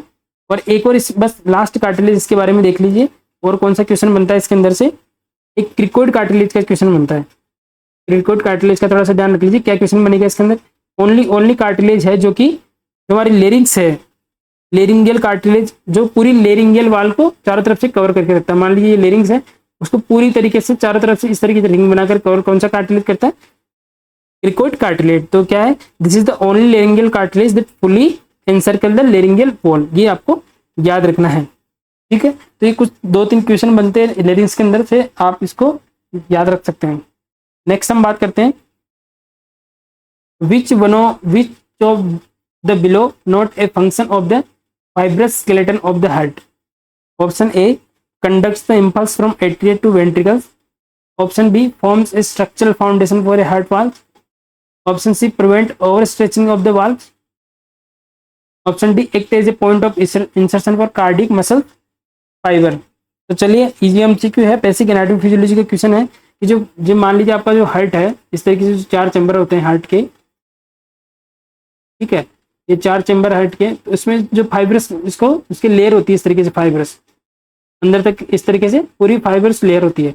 उसका काम क्या क्या है, यहाँ पे जो वाल प्रेजेंट होती है यहाँ भी फाइब्रस लेयर होती है। ठीक है, अब इसका काम क्या है, पहला ऑप्शन देखते हैं, conduct the impulse from the atria to ventricle. ये तो गलत हो गई, ये इसका काम नहीं है। ये किसका काम है, हमारे कंडक्शन सिस्टम का, SA node, AV node, bundle of His और पुरकिंजे फाइबर। तो ये हमारा कंडक्शन सिस्टम का काम है जिसमें इम्पल्स ट्रांसफर होते हैं। तो पहला हमारा करेक्ट आंसर यही हो जाएगा, ऑप्शन ए। ये जो हमारा फाइब्रस स्केलेटन इसका काम नहीं है। Form A structural foundation for the heart valve, बिल्कुल जो ये वाल्व है उसकी इसकी फाउंडेशन यानी कि इसको भी बेस प्रोवाइड करवाते हैं, तो ये भी इसका काम है। नेक्स्ट हम बात करते हैं prevent over stretching of the वाल, यानी कि जो वाल है उसके ओवर स्ट्रेचिंग को, यहाँ पे नाम से देख पा रहे हैं फाइब्रस स्केलेटन, यानी कि टफ होगा, ये लेयर टफ होगी तो उसके ओवर स्ट्रेचिंग को प्रिवेंट करता है। एक is a point of insertion of cardiac muscles fibre, बहुत सारे फाइबर्स की एंट्री भी जो कार्डिक जो ये बार वाली जो लेयर है इसके अंदर थ्रू इस तरीके से एंटर होते हैं, तो ये भी क्या है पॉइंट ऑफ इंसर्शन की तरह काम करता है, तो ये भी इसका काम है। तो कौन सा काम नहीं होगा, conduct the impulse for the atria to ventricle नहीं होगा। सबको पता है हार्ट से रिलेटेड बहुत सारे सिंपल एमसीक्यू भी बनते हैं, वैसे अभी जो एग्जाम में आते हैं वो थोड़ा डीप क्वेश्चन आते हैं, जैसे कि मायोकार्डियल इन्फेक्शन का क्वेश्चन आता है, डिजीज पोर्शन से ज़्यादा आते हैं, फिर भी इससे रिलेटेड कुछ पॉइंट मैं बता देता हूँ। स्पेशली हम बात करें इसका डायमीटर की, अगर हम बात करें ठीक है, तो ये कितना होगा 12 centimetre into 9 centimetre into 6 centimetre. और अगर हम बात करें इसके वेट की, हार्ट के वेट की बात करें तो 3, हालांकि ऐसे क्वेश्चन आप एग्जाम में नहीं पूछे जाते हैं, फिर भी आपकी नॉलेज के लिए मैं बता देता हूँ, फीमेल का जो वेट होगा वो कितना होगा 250 ग्राम्स, ठीक है। और केस में से एमसीक्यू हम देख सकते हैं। अब इस लेवल पे जो है एमसीक्यू बहुत कम पूछे जाते हैं। अब इसका ये जरूर पूछा जा सकता है कि जो ये कौन से लेवल तक प्रेजेंट होता है, तो ये प्रेजेंट होता है आपके T5 से T8 पे, ये जरूर आपको याद रखना है। थोरेसिक वर्टिब्रा कौन से लेवल, मतलब जो हार्ट होता है वो कौन से लेवल तक जो हमारा लाई करता है T5 टू T8, और कौन से इंटरकोस्टल स्पेस तक करता है second intercostal space to 5th intercostal space जो है हमारा हार्ट जो है उसके अंदर लाई करता है, तो ये याद रखना है। दोनों लंग्स के बीच में, जैसे मान लीजिए आपका ये लंग्स है, ठीक है, ये लंग्स है, यहाँ पे कि दोनों के लंग्स के बीच के स्पेस को हम क्या बोलते हैं मीडियास्टाइनम, ये भी याद रखना है, ये टर्मिनोलॉजी पूछी हुई है एग्जाम में। मीडियास्टाइनम किसको बोलते हैं, दोनों लंग्स के बीच की स्पेस प्रेजेंट होता है उसको मीडियास्टाइनम बोलते हैं, वहीं पे हमारा हार्ट प्रेजेंट होता है। तो हार्ट की जो पोजीशन पूछते थे ये पूछते कि मीडियास्टाइनम में जो हमारा जो हार्ट है वो प्रेजेंट होता है। ये एमसीक्यू पूछता है, इसकी लेयरिंग सबको पता है, डिस्कस नहीं करेंगे। एपिकार्डियम, मायोकार्डियम और एंडोकार्डियम, ठीक है। मिडल मस्कुलर लेयर होती है जिसको हम क्या बोलते हैं मायोकार्डियम। ये कुछ बेसिक है, इसमें से हम ज़्यादा डिटेल हम तब करेंगे जब डिजीज वाला जो पोर्शन आएगा उसको हम थोड़ा सा डिटेल में इसको पढ़ने की कोशिश करेंगे। तो हम नेक्स्ट एमसीक्यू की तरफ मूव करते हैं। ये सिर्फ क्वेश्चन मैंने इसलिए लिया क्योंकि एसएससी में इस तरीके से क्वेश्चन पूछे गए हैं, इतने इजी क्वेश्चन, तो आपको कॉन्फिडेंस बढ़ाने के लिए। नेक्स्ट हम बात करते हैं question number 9। In a normal average infant the percentage increase in body length then date a birth at birth at the age of 1 year is option A 10%, option B 75%, option C 50%, option D 20%। चलिए पहले इस question को कितने लोगों को ये question समझ में आ गया, पहले तो इस क्वेश्चन को आप दोबारा पढ़ने की कोशिश करिए और इसको समझने की कोशिश करिए कि क्वेश्चन क्या पूछा गया है। तो पहले के एग्जाम थे ना, उसमें क्या क्वेश्चन पूछते थे कि बेबी का जो हाइट है, बेबी की अगर हम बात करें हाइट है वो डबल कब हो जाती है या ट्रिपल कब हो जाती है, बस इतना ही क्वेश्चन पूछते थे। लेकिन अब ये थोड़ा सा मॉडिफाइड क्वेश्चन पूछा गया है। इसमें क्या क्वेश्चन पूछा गया है, एक नॉर्मल एवरेज इन्फेंट है उसका परसेंटेज इंक्रीज होता है बॉडी लेंथ, यानी कि बॉडी लेंथ का परसेंटेज इंक्रीज हो जाता है जो कि बर्थ पे होता है, लेकिन 1 ईयर पे कितना बढ़ जाएगा। बेसिकली क्वेश्चन क्या है कि बर्थ पे जितना है और 1 ईयर की अगर हम बात करें तो यहाँ तक आते आते 1 ईयर तक होते होते उसकी हाइट में कितना परसेंट इंक्रीमेंट होता है, ये क्वेश्चन पूछा हुआ है। क्वेश्चन समझ लीजिए। तो करेक्ट आंसर पहले मैं इसको बता देगा, फिर इसको हम समझाने की कोशिश करते हैं। Correct answer will be option C 50%। थोड़ा सा डिस्कस करते हैं हाइट के रिगार्डिंग। स्पेशली हम बात करते हैं सबसे पहले कि 8 बर्थ जो अगर हम बात करें कितनी हाइट रहती है न्यूबॉर्न की, वो होती है आपकी 45 टू 55 सेंटीमीटर, और ऑन एन एवरेज अगर हम बात करें तो 50 सेंटीमीटर। अगर एवरेज ऑप्शन में अगर आंसर 50 सेंटीमीटर तो आपको 50 सेंटीमीटर करना है। अब इसकी थोड़ा सा हम चार्टिंग देखते हैं कि किस तरीके से हमें इसके इंक्रीमेंट हमें देखने को मिलता है। 8 बर्थ आपको पता है 45 टू 55 सेंटीमीटर। फिर हम बात करते हैं 3 मंथ पे, 3 मंथ पे कितना देखने को मिलेगा, ये हो जाएगा 60 सेंटीमीटर। 6 मंथ की अगर हम बात करें तो ये हो जाएगा 65 सेंटीमीटर। 9 मंथ पे हो जाता है ये 70 सेंटीमीटर, ठीक है। और 1 ईयर पे यही हमारा हमसे पूछा गया, 1 ईयर पे कितना हो जाएगा 75 सेंटीमीटर। ये मैं एक्सप्लेन करता हूँ अभी किस तरीके से क्वेश्चन पूछा जाता है। 2 ईयर पे 90 सेंटीमीटर होगा। ये चार्टिंग आपको जरूर याद रखनी है। स्पेशली क्या याद रखना मैं बता देता हूँ। 4 ईयर पे क्या हो जाएगा 100 सेंटीमीटर, और 13 ईयर पे हो जाता है 150 सेंटीमीटर। अब इसमें से आपको याद क्या क्या रखना है, पहला कि 8 बर्थ जो हाइट कितनी होती है ये याद रखना आपको। कितनी याद होती है 45 टू 55 सेंटीमीटर, एवरेज पूछे तो 50 सेंटीमीटर। डबल कब हो जाती है 4 ईयर पे, यानी कि 2 इंटू बोलो अगर में तो कब हो जाती है 4 ईयर पे, और ट्रिपल कब हो जाती है, ट्रिपल हो जाती है 13 ईयर पे। इतना आपको याद रह जाएगा। वेट की बात नहीं कर रहे हैं वहाँ पे, हाइट की बात कर रहे हैं, इतना पहले आपको याद रखना है। अब जो एमसीक्यू क्या पूछा गया था कि 50% ये जो 1 ईयर तक है वो कितनी उसकी हाइट इंक्रीज हो जाती है। तो हम मान लीजिए एग्जाम्पल लेते हैं, ऑन एन एवरेज का एग्जाम्पल लेते हैं कि 50 सेंटीमीटर एट बर्थ उसकी हाइट है, ठीक है। और 1 ईयर पे कितनी हो गई, 1 ईयर पे अगर हमें याद रहेगा एग्जाम में तो हम कितनी होगी 75 सेंटीमीटर। तो आप देख पा रहे हैं कि 50 से 75 होने में कितना सेंटीमीटर इंक्रीज हुआ है, तो माइनस करेंगे तो कितना हुआ 25 सेंटीमीटर। और 25 सेंटीमीटर 50 का कितना है 50% है। तो बेसिकली अगर कितना बड़ा है, अगर 8 बर्थ अगर हम बात करें तो 8 बर्थ कितना था 50 सेंटीमीटर, ठीक है। अब इसका 25% कितना होगा, इसका 50% कितना होगा, यानी कि 50% इसका आधा हो जाएगा, इसका आधा कितना हो जाएगा 25 सेंटीमीटर, और इन दोनों को जोड़ देंगे तो कितना होगा 75 सेंटीमीटर। ये एमसीक्यू पूछा गया है। तो 1 ईयर पे कितनी हाइट बढ़ती है, 50% हाइट बढ़ जाती है। जितनी बर्थ पे होती है, बर्थ पे कितनी होती है 50 सेंटीमीटर, और 1 ईयर पे कितनी होगी 75 सेंटीमीटर। तो कितना इंक्रीमेंट हुआ 50% का इंक्रीमेंट हुआ। इतना आपको समझ में आ गया। 50% क्यों बोला हमने, 50 का 50% कितना होता है 25 सेंटीमीटर, और 25 सेंटीमीटर ऐड करेंगे 50 में कितना हो जाएगा 75%। और क्वेश्चन ये पूछ ले कि बर्थ वेट का 100% हाइट कब हो जाती है, मतलब ये डबल का पूछ रहा है। तो डबल कब हो रही है 50 का 100 कब हो रहा है 4 ईयर पे। तो बेसिकली ये याद करना है 50% कब होती है 1 ईयर पे होती है 75 सेंटीमीटर, और डबल 100% कब होती है 4 ईयर पे, और ट्रिपल कब होती है 13 ईयर पे। तो ये याद रखना है। और इसमें से क्या एमसीक्यू पूछ सकते हैं, रेट ऑफ इंक्रीमेंट का भी क्वेश्चन आता है कि अगर हम बात करें रेट ऑफ इंक्रीमेंट किस तरीके से देखने को मिलती है हमें, रेट ऑफ इंक्रीमेंट यानी कि किस किस बर्थ से लेके बाद में जैसे जैसे बेबी बड़ा होता है उसमें उसकी जो हाइट है वो किस तरीके से बढ़ती है। तो स्पेशली अगर हम बात करें बर्थ से लेकर 3 मंथ तक, बर्थ टू 3 मंथ, ये भी एमसीक्यू पूछा हुआ है, दोनों एमसीक्यू याद रखना है। बर्थ टू 3 मंथ की अगर हम बात करें तो उसका जो रेट इंक्रीमेंट होगा वो 2 सेंटीमीटर पर मंथ के हिसाब से देखने को मिलता है। बहुत इंपॉर्टेंट है, याद रखना है, ये एमसीक्यू है, ठीक है, ये याद रखना है। यानी कि बर्थ से लेकर 3 मंथ तक रेट ऑफ इंक्रीमेंट क्या देखने को मिलेगा 2 सेंटीमीटर पर मंथ के हिसाब से देखने को मिलेगा। नेक्स्ट हम बात करें अगर 3 मंथ टू 6 मंथ कितना देखने को मिलेगा 3 to 6 मंथ, तब रेट ऑफ इंक्रीमेंट कितना हो जाएगा, ये हो जाएगा 1 सेंटीमीटर पर मंथ। लास्ट अगर हम बात करें 16 to 12 मंथ, तीनों एमसीक्यू अलग अलग एग्जाम में पूछे गए हैं, याद रखना है। 16 to 12 एज देके पूछेगा कि इस एज में रेट ऑफ इंक्रीमेंट कितना होता है 0.5 सेंटीमीटर पर मंथ। तीनों चीजें आपको याद रखनी है। बर्थ से 3 मंथ तक rate of increment 2 centimetre per month, जो बेबी की रेट बढ़ेगी, हाइट बढ़ेगी, और अगर 3 to 6 मंथ में 1 सेंटीमीटर पर मंथ इंक्रीज होगा, और 6 to 12 मंथ में 0.5 सेंटीमीटर पर मंथ के हिसाब से रेट ऑफ इंक्रीमेंट होता है। ऐसे ही वेट की भी होगी, जब वेट का क्वेश्चन आएगा मैं बता दूंगा कि वेट की रेट ऑफ इंक्रीमेंट कितनी और किस तरीके से वहाँ पे क्वेश्चन पूछे जाते हैं। यहाँ पे स्पेशली आपको हाइट का याद रखना है। तो रेट ऑफ इंक्रीमेंट बहुत इंपॉर्टेंट है, तीनों एमसीक्यू पूछे गए हैं अलग अलग एग्जाम में, तो आपको याद रखना है। और स्पेशली ये ज्यादा पूछा गया है, 2 बार पूछ लिया कि 50% कब हो जाती है। या तो ये पूछेगा कि 50% कब हो जाती है, तब आपका आंसर हो जाएगा 1 ईयर, या ये पूछेगा कि 1 ईयर पे कितना परसेंट हो जाती है, तो 50%। बस दोनों ही एमसीक्यू पूछते हैं, याद रखना आपको। नेक्स्ट हम बात करते हैं poor skin turgor in neonates and infants indicates. Option A dehydration, option B hypoglycaemia, option C hypocalcaemia, option D hypertonia. बहुत इजी एमसीक्यू है, आंसर करना है। पुअर स्किन टर्गर किस चीज को शो करेगी, डिहाइड्रेशन को।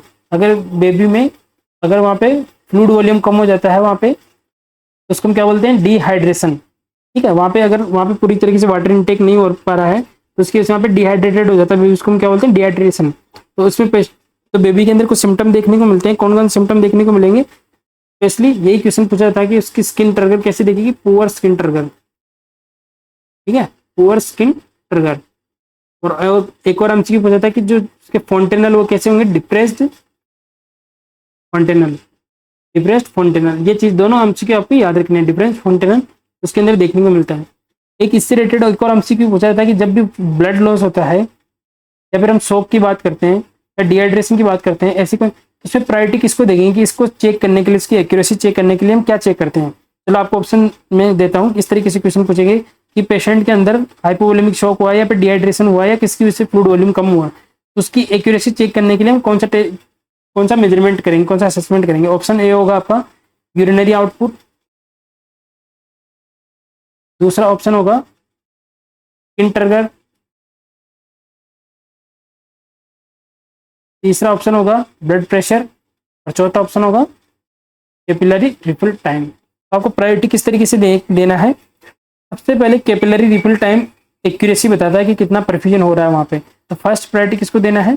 कैपिलरी रिफिल टाइम को। सेकंड प्रायोरिटी किसको देना है? यूरिनरी आउटपुट को। ये चीज़ आपको ध्यान रखनी है। बाद में हम स्किन ट्रिगर बीपीएम बाद में देख सकते हैं, लेकिन अगर हमें परफ्यूजन चेक करना हो तो किसके थ्रू चेक करते हैं?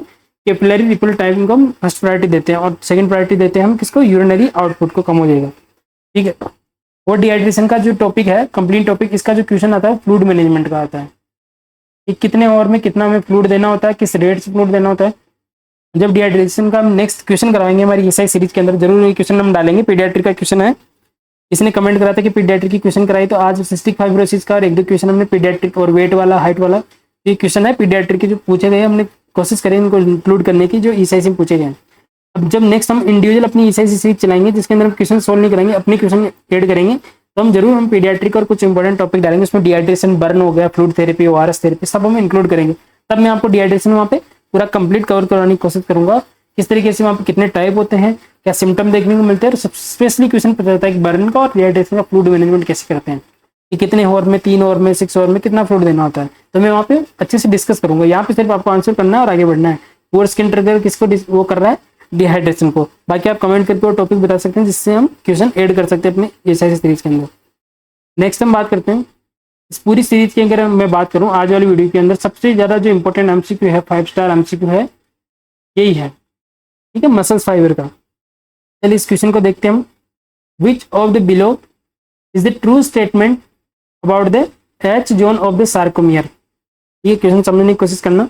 Option A, it is devoid of thick और थिन फिलामेंट। डिवोइड बोल सकते हैं या फिर कंसिस्ट बोल सकते हैं, यानी कि थिक और थिन फिलामेंट से बना होता है। Option B, it contains thick and thin filament lying side by side. ठीक है। Option C, it contains thin filament only. Option D, it contain thick filament only. Question क्या पूछा गया है? स्पेशली जो क्वेश्चन पूछा गया है किसका पूछा गया? एच जोन का। ठीक है, सार्कोमियर का एच जोन है, उसके बारे में कौन सा ट्रू स्टेटमेंट है। तो पहले मैं आपको आंसर बता देता हूँ, फिर समझाता हूँ कि एच जोन क्या होता है, सार्कोमियर क्या होता है, सारी चीज मैं आपको डिस्कस करके थोड़ा सा एक्सप्लेन करने की कोशिश करूंगा। तो correct answer will B it contains thick filament only, option D होगा। तो चलिए इसको हम समझने की कोशिश करते हैं कि ऐसा क्वेश्चन एग्जाम में किस तरीके से पूछा जाता है। मान लीजिए ये आपकी एक मसल्स है, जब हम मसल्स की मस्कुलोस्केलेटन पढ़ेंगे डिटेल से, वहाँ पे मैं पूरी डिटेल से इसको बताऊंगा। जब इंडिविजुअल लेक्चर, जब हम क्वेश्चन सीरीज बंद कर देंगे तो हम इंडिविजुअल लेक्चर चलाएंगे, उसके अंदर हमारे हर सिस्टम को कवर करवाने की कोशिश करेंगे। तो मान लीजिए मसल्स है, और मसल्स का जब हम एक फाइबर लेके आप इस तरीके से माइक्रोस्कोपिक स्ट्रक्चर देखते हैं, तो उसका मसल्स फाइबर, एक मसल्स फाइबर लेते हैं और उसके अंदर क्या होता है? मायोफाइब्रिल। मायोफाइब्रिल जैसे हमारी बॉडी की स्ट्रक्चरल और फंक्शनल यूनिट क्या होती है? सेल। वैसे ही मसल्स की स्ट्रक्चरल जो यूनिट कौन सी होती है? ये कौन सी होती है? सार्कोमियर। पहला यही एमसीक्यू पूछा जाता है, मसल्स की स्ट्रक्चरल और फंक्शनल यूनिट कौन सी होती है? सार्कोमियर। ये याद रखना। यानी मसल का एक हम सिंगल पीस ले और उसको माइक्रोस्कोप में देखें तो सार्कोमियर किस तरीके से दिखाई देता है। अब इसमें से क्वेश्चन बनते हैं 3 या 4, स्पेशली सार्कोमियर पे से 3 या 4 एमसीक्यू नोट सेट लेवल पे बनते हैं, एसआईसी बनते हैं। पहला एमसीक्यू तो यही जो हमारे एग्जाम में पूछ रखा है।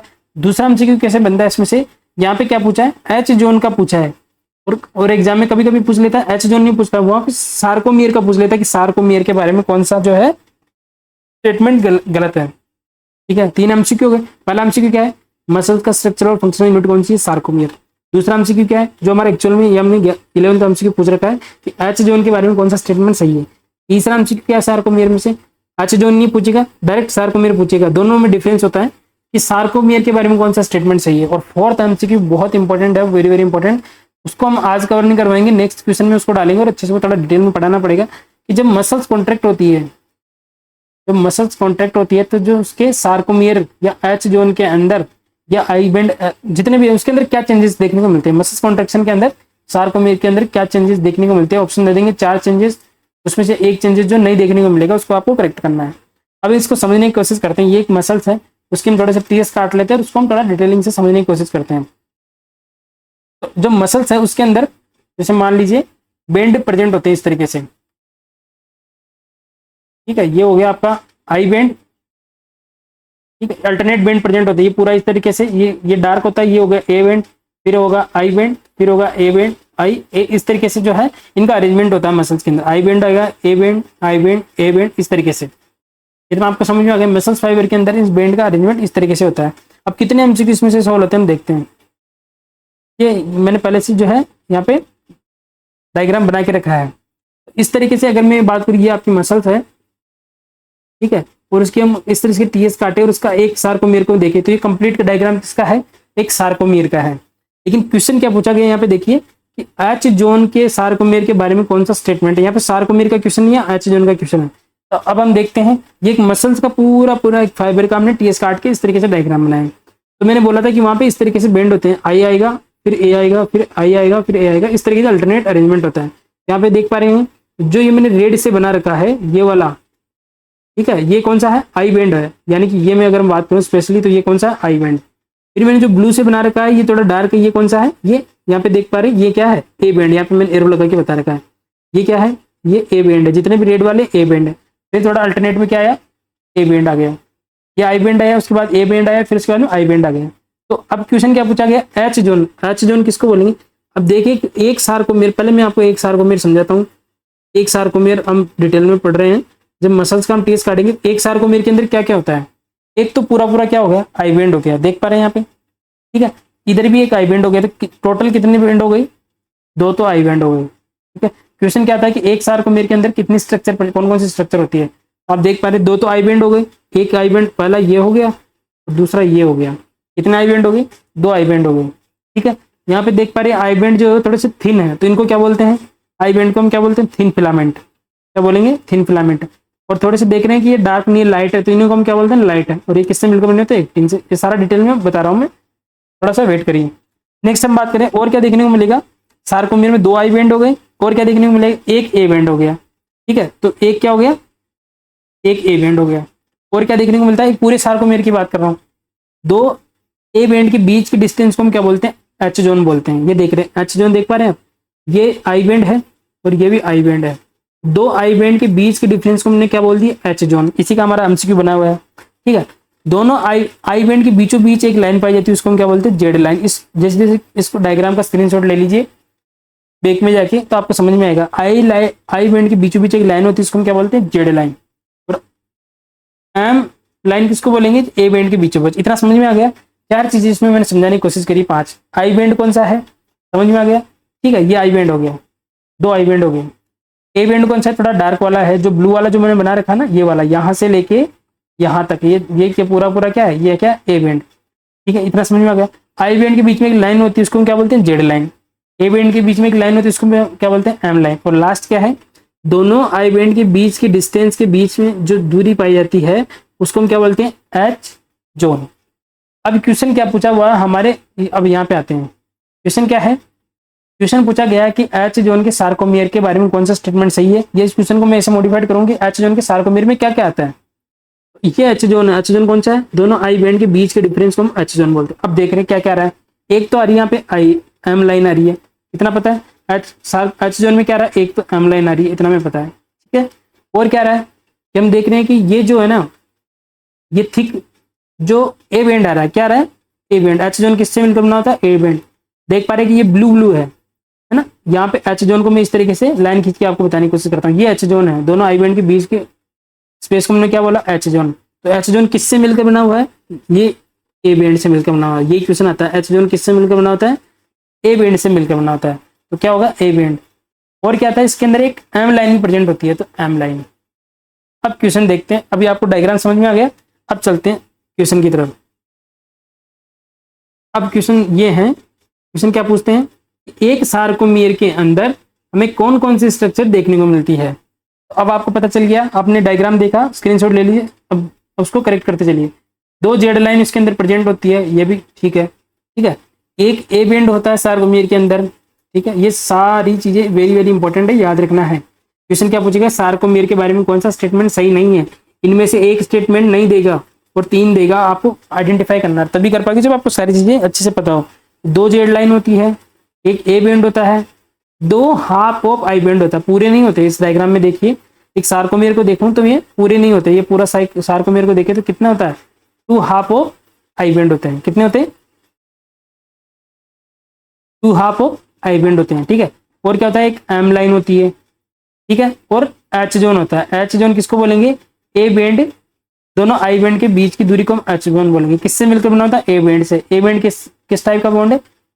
Dark band. और किससे? थिक फिलामेंट से मिलकर बना होता है। थोड़ा सा हार्ड लग रहा होगा लेकिन आपको ये याद करना ही पड़ेगा, ठीक है। क्वेश्चन क्या था? सार्कोमेर किससे मिलकर बना होता है? एक तो हो गया हमारी एम लाइन से, ठीक है, एक हो गया हमारा एच जोन, ठीक है, एक हो गया हमारा ए बैंड, पूरा ए बैंड इसी के अंदर आ गया, और दो हाफ ऑफ आई बैंड। यहाँ पे लाइन काट दें अगर इसको हम आधे आधे बैंड को, तो दो हाफ ऑफ।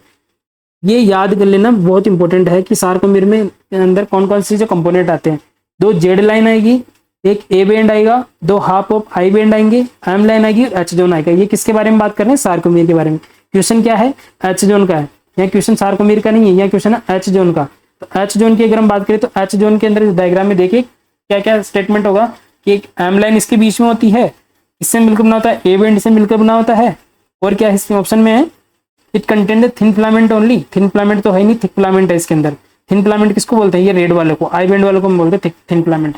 लेकिन हम देख पा रहे हैं एच जोन में कौन से फिलामेंट है? थिक फिलामेंट है। तो थिक फिलामेंट से मिलकर बना होता है, थिन इसमें होते ही नहीं। तो करेक्ट आंसर क्या हो जाएगा हमारा? It contains thick filament only. Option क्या कहते हैं? ये कंसिस्ट होता है थिन और थिक फिलामेंट। गलत है, थिन और थिक दोनों नहीं होते।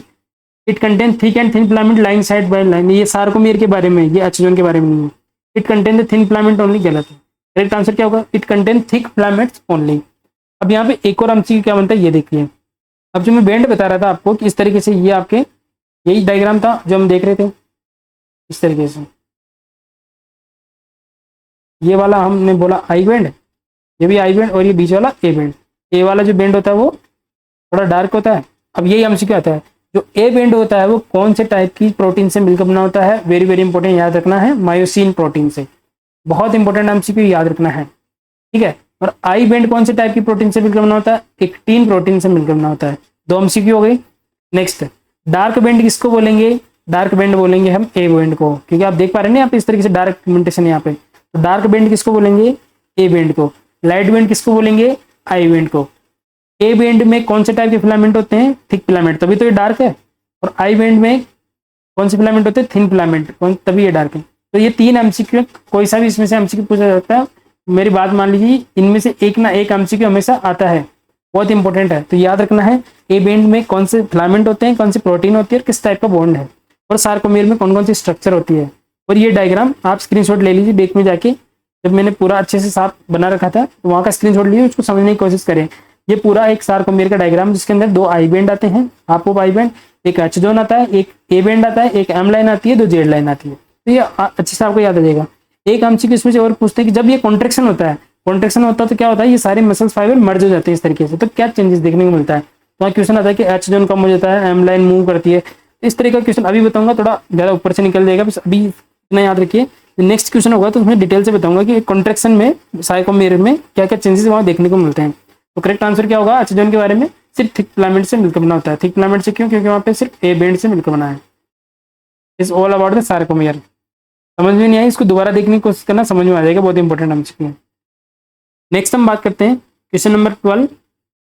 The most common cause of retinal detachment is option A degenerative changes in the retina और vitreous, option B diabetes mellitus, option C trauma, option C brain tumour. Important MCQ है, याद रखना है। Retinal detachment का most common cause क्या है? Correct answer will be option A degenerative changes in the retina और vitreous chamber.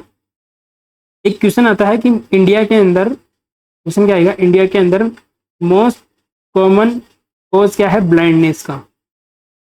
तो क्या आंसर करना है आपको?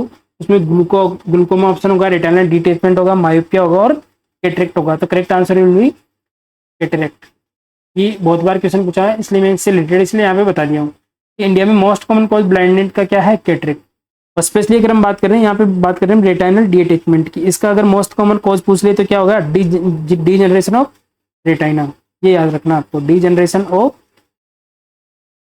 रेटाइना, ये क्या है? इसका मोस्ट कॉमन कॉज है।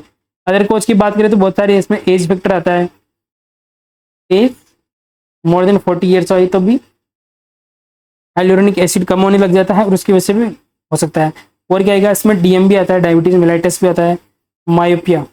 अगर सेकंड मोस्ट कॉमन कॉज पूछा जाए मायोपिया, इसको क्या देनी है आपको सेकंड प्रायोरिटी। फर्स्ट प्रायोरिटी क्या होगा degeneration of retina, second priority क्या होगा मायोपिया, मायोपिया क्या देना आपको सेकंड प्रायोरिटी। और क्या हो सकता है ट्रॉमा। इस तरीके से आपको इसके आंसर करना है। और इससे रिलेटेड क्या एमसीक्यू आ सकते हैं मैं आपको डिस्कस कर देता हूँ थोड़ा सा। हम बात कर रहे हैं रेटिनल डी अटैचमेंट के बारे में।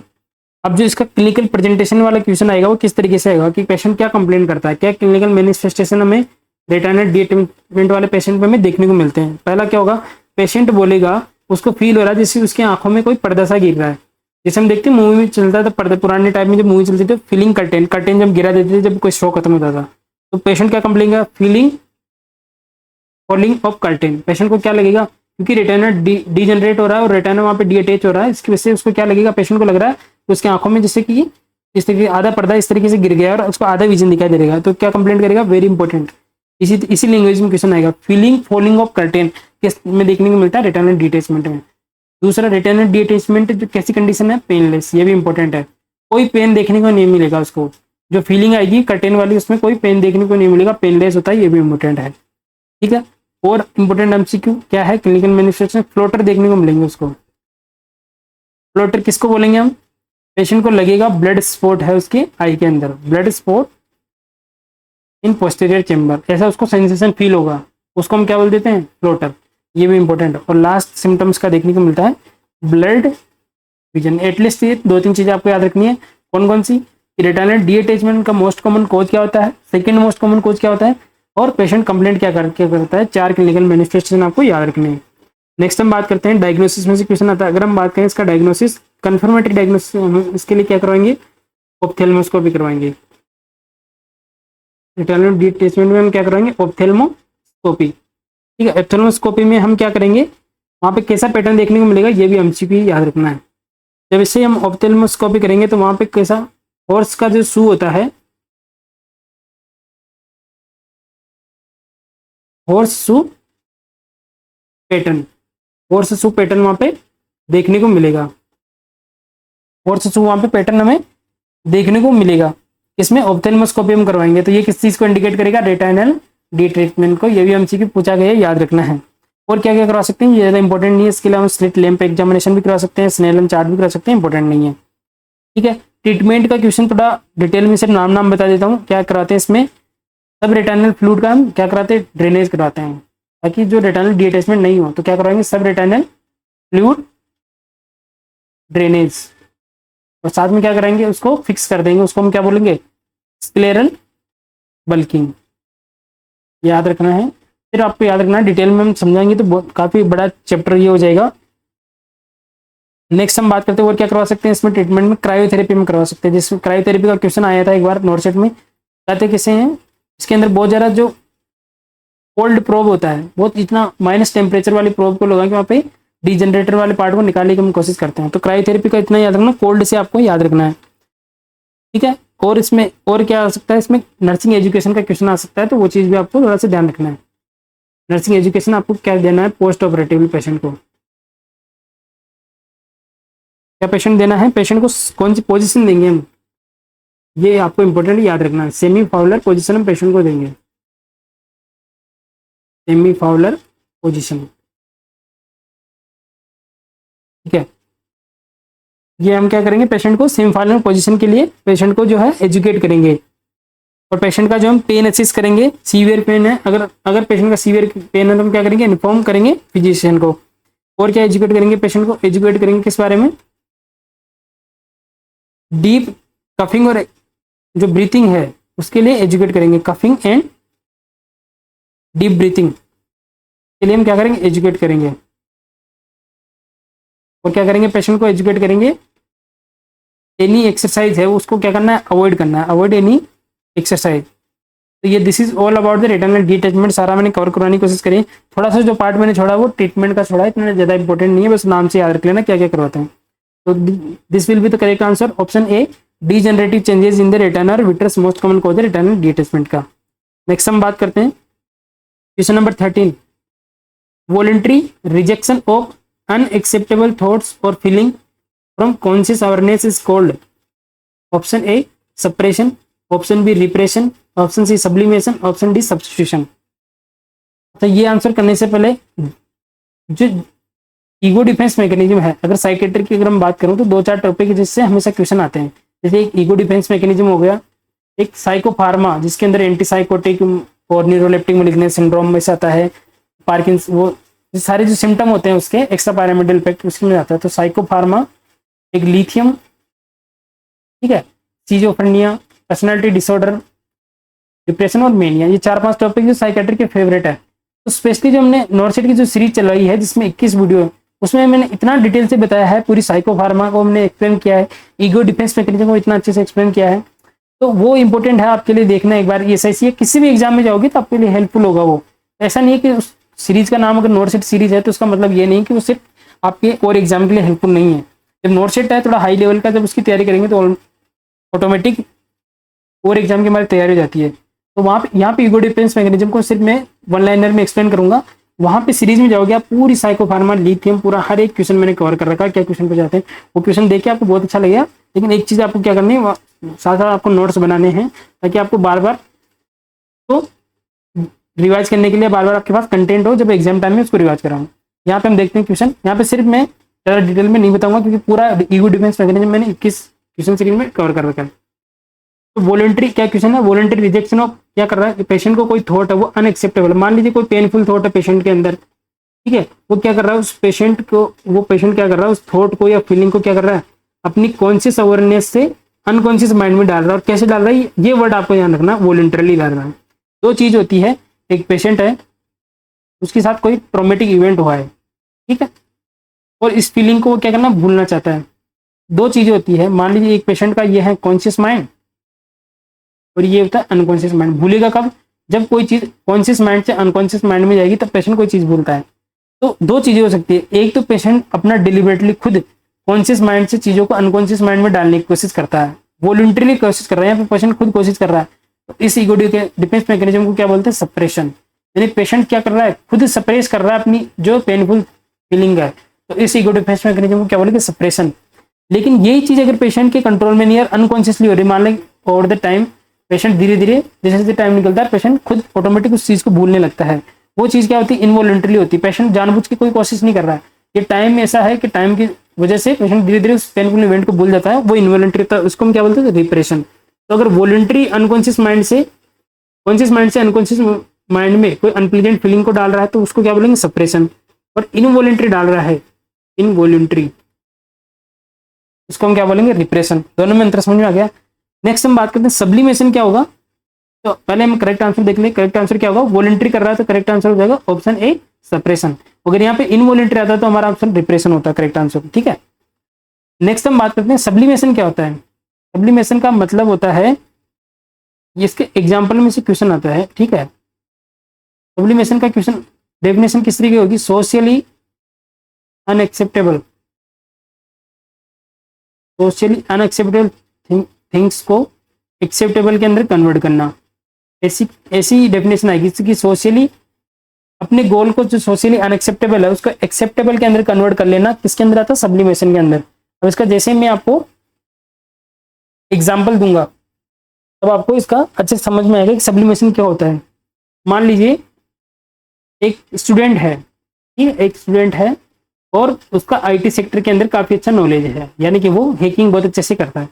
तो पहले वो क्या करता था, हैकिंग करता था और बैंक अकाउंट से पैसे चुराता था, ठीक है, बहुत अच्छी उसको हैकिंग आती, बैंक अकाउंट से पैसे चुराता था, ये उसकी स्किल थी बहुत अच्छी, आईटी के सेक्टर का वो बंदा था। लेकिन ये जो उसका गोल है, ये जो उसका टैलेंट है, ये क्या सोशली अनएक्सेप्टेबल, क्योंकि एक तरीके से चोरी कर रहा है, तो क्या इसको सोसाइटी एक्सेप्ट करेगी, सोशली अनएक्सेप्टेबल है। उसका टैलेंट तो है लेकिन ऐसा टैलेंट किस काम का जिसको सोसाइटी एक्सेप्ट नहीं करे, तो ये इसका टैलेंट क्या है, सोशली अनएक्सेप्टेबल। लेकिन अब क्या करेगा, अब इसको इस टैलेंट का यूज करना, तो अपने इस टैलेंट को सोशली एक्सेप्टेबल बनाना पड़ेगा। तो क्या करेगा, ये क्या करेगा, जो पुलिस होती है, जो साइबर क्राइम वाली जो पुलिस होती है, उनकी हेल्प करेगा। ऐसे जो हैकर है और ये ऐसे साइबर क्राइम करने वाले जो क्रिमिनल है, उनको पकड़ने में, अपने टैलेंट के थ्रू उनको पकड़ने में जो पुलिस की हेल्प करेगा।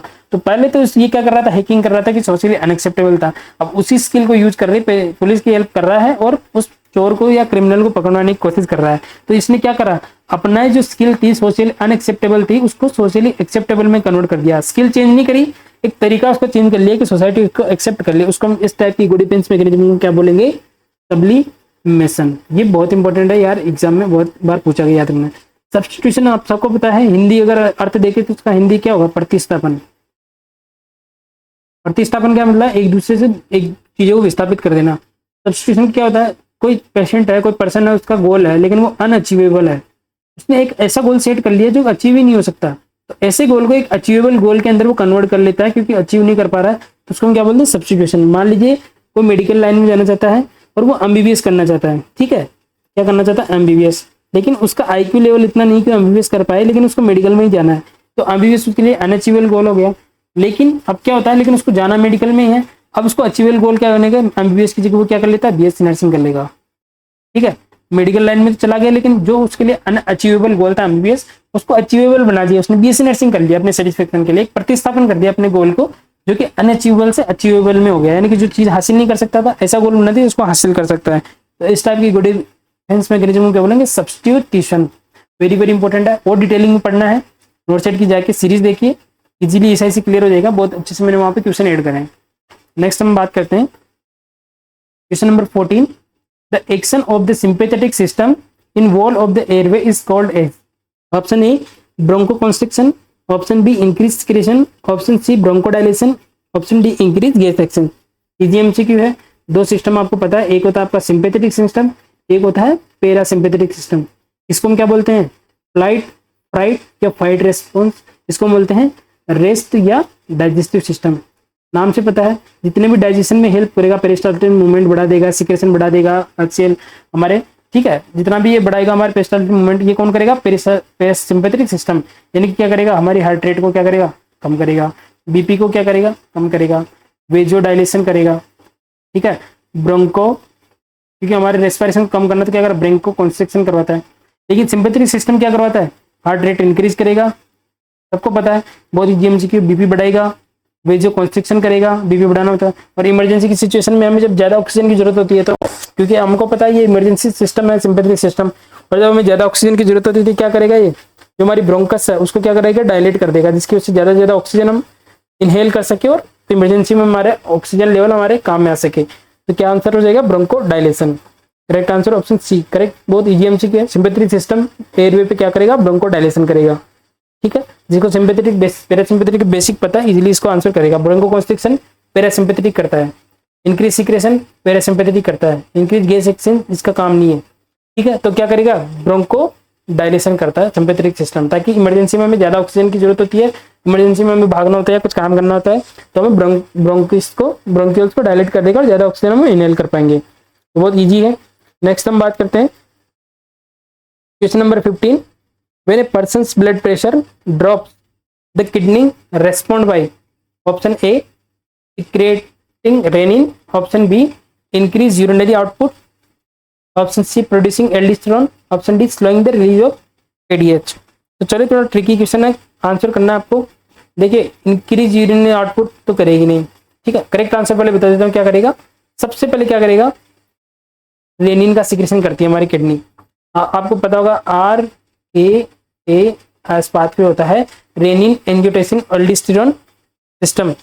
उसके थ्रू जो हमारी किडनी क्या करती है, हमारे ब्लड, जैसे मान लीजिए पेशेंट को कोई ट्रॉमा हुआ है, ठीक है, उसकी वजह से ब्लीडिंग हुई है और हाइपोवोलेमिया की शॉक में चला गया, और उसकी वजह से क्या होता है? किडनी को क्या हो गया? ब्लड सप्लाई कम हो गई है, या फिर डिहाइड्रेशन हो गया, या ब्लड लॉस हो गया। किसी भी कंडीशन में जैसे ही किडनी को ब्लड सप्लाई कम जाती है, तो किडनी क्या करती है? उस बड़ी गिरी हुई बीपी को ऊपर उठाने की कोशिश करती है, यानी बीपी को इंक्रीज करने की कोशिश करती है। तो सबसे पहले इवेंट कौन सा करती है? वो रेनिन का सिक्रेशन करती है। तो एग्जाम में क्वेश्चन बन सकता है, थोड़ा सा RAS पाथवे में, थोड़ा सा डिटेलिंग में, बहुत शॉर्ट में इसको बताता हूँ मैं। RAS पाथवे क्या होता है?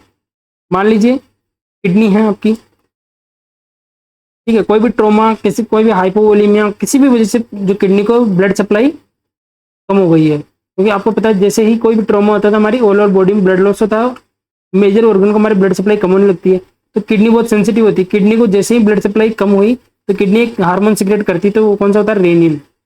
दो रेनिन होते हैं, बहुत बेसिक, बहुत हलवा क्वेश्चन, आपको पता है सब। डबल एन वाला क्वेश्चन जो होता है वो स्टमक से सिक्रेट होता है, ये वाला। रेनिन, और सिंगल आयन वाला किडनी से सीक्रेट होता है, सबको पता बताने की जरूरत नहीं। जो रेनिन सीक्रेट करेगी, ये रेनिन क्या करेगा, ये हमारा जो लीवर है, मान लीजिए लीवर है, लीवर से एक स्पेशल टाइप की प्रोटीन बनती है, इसको बोलते हैं एंजियोटेंसिनोजन।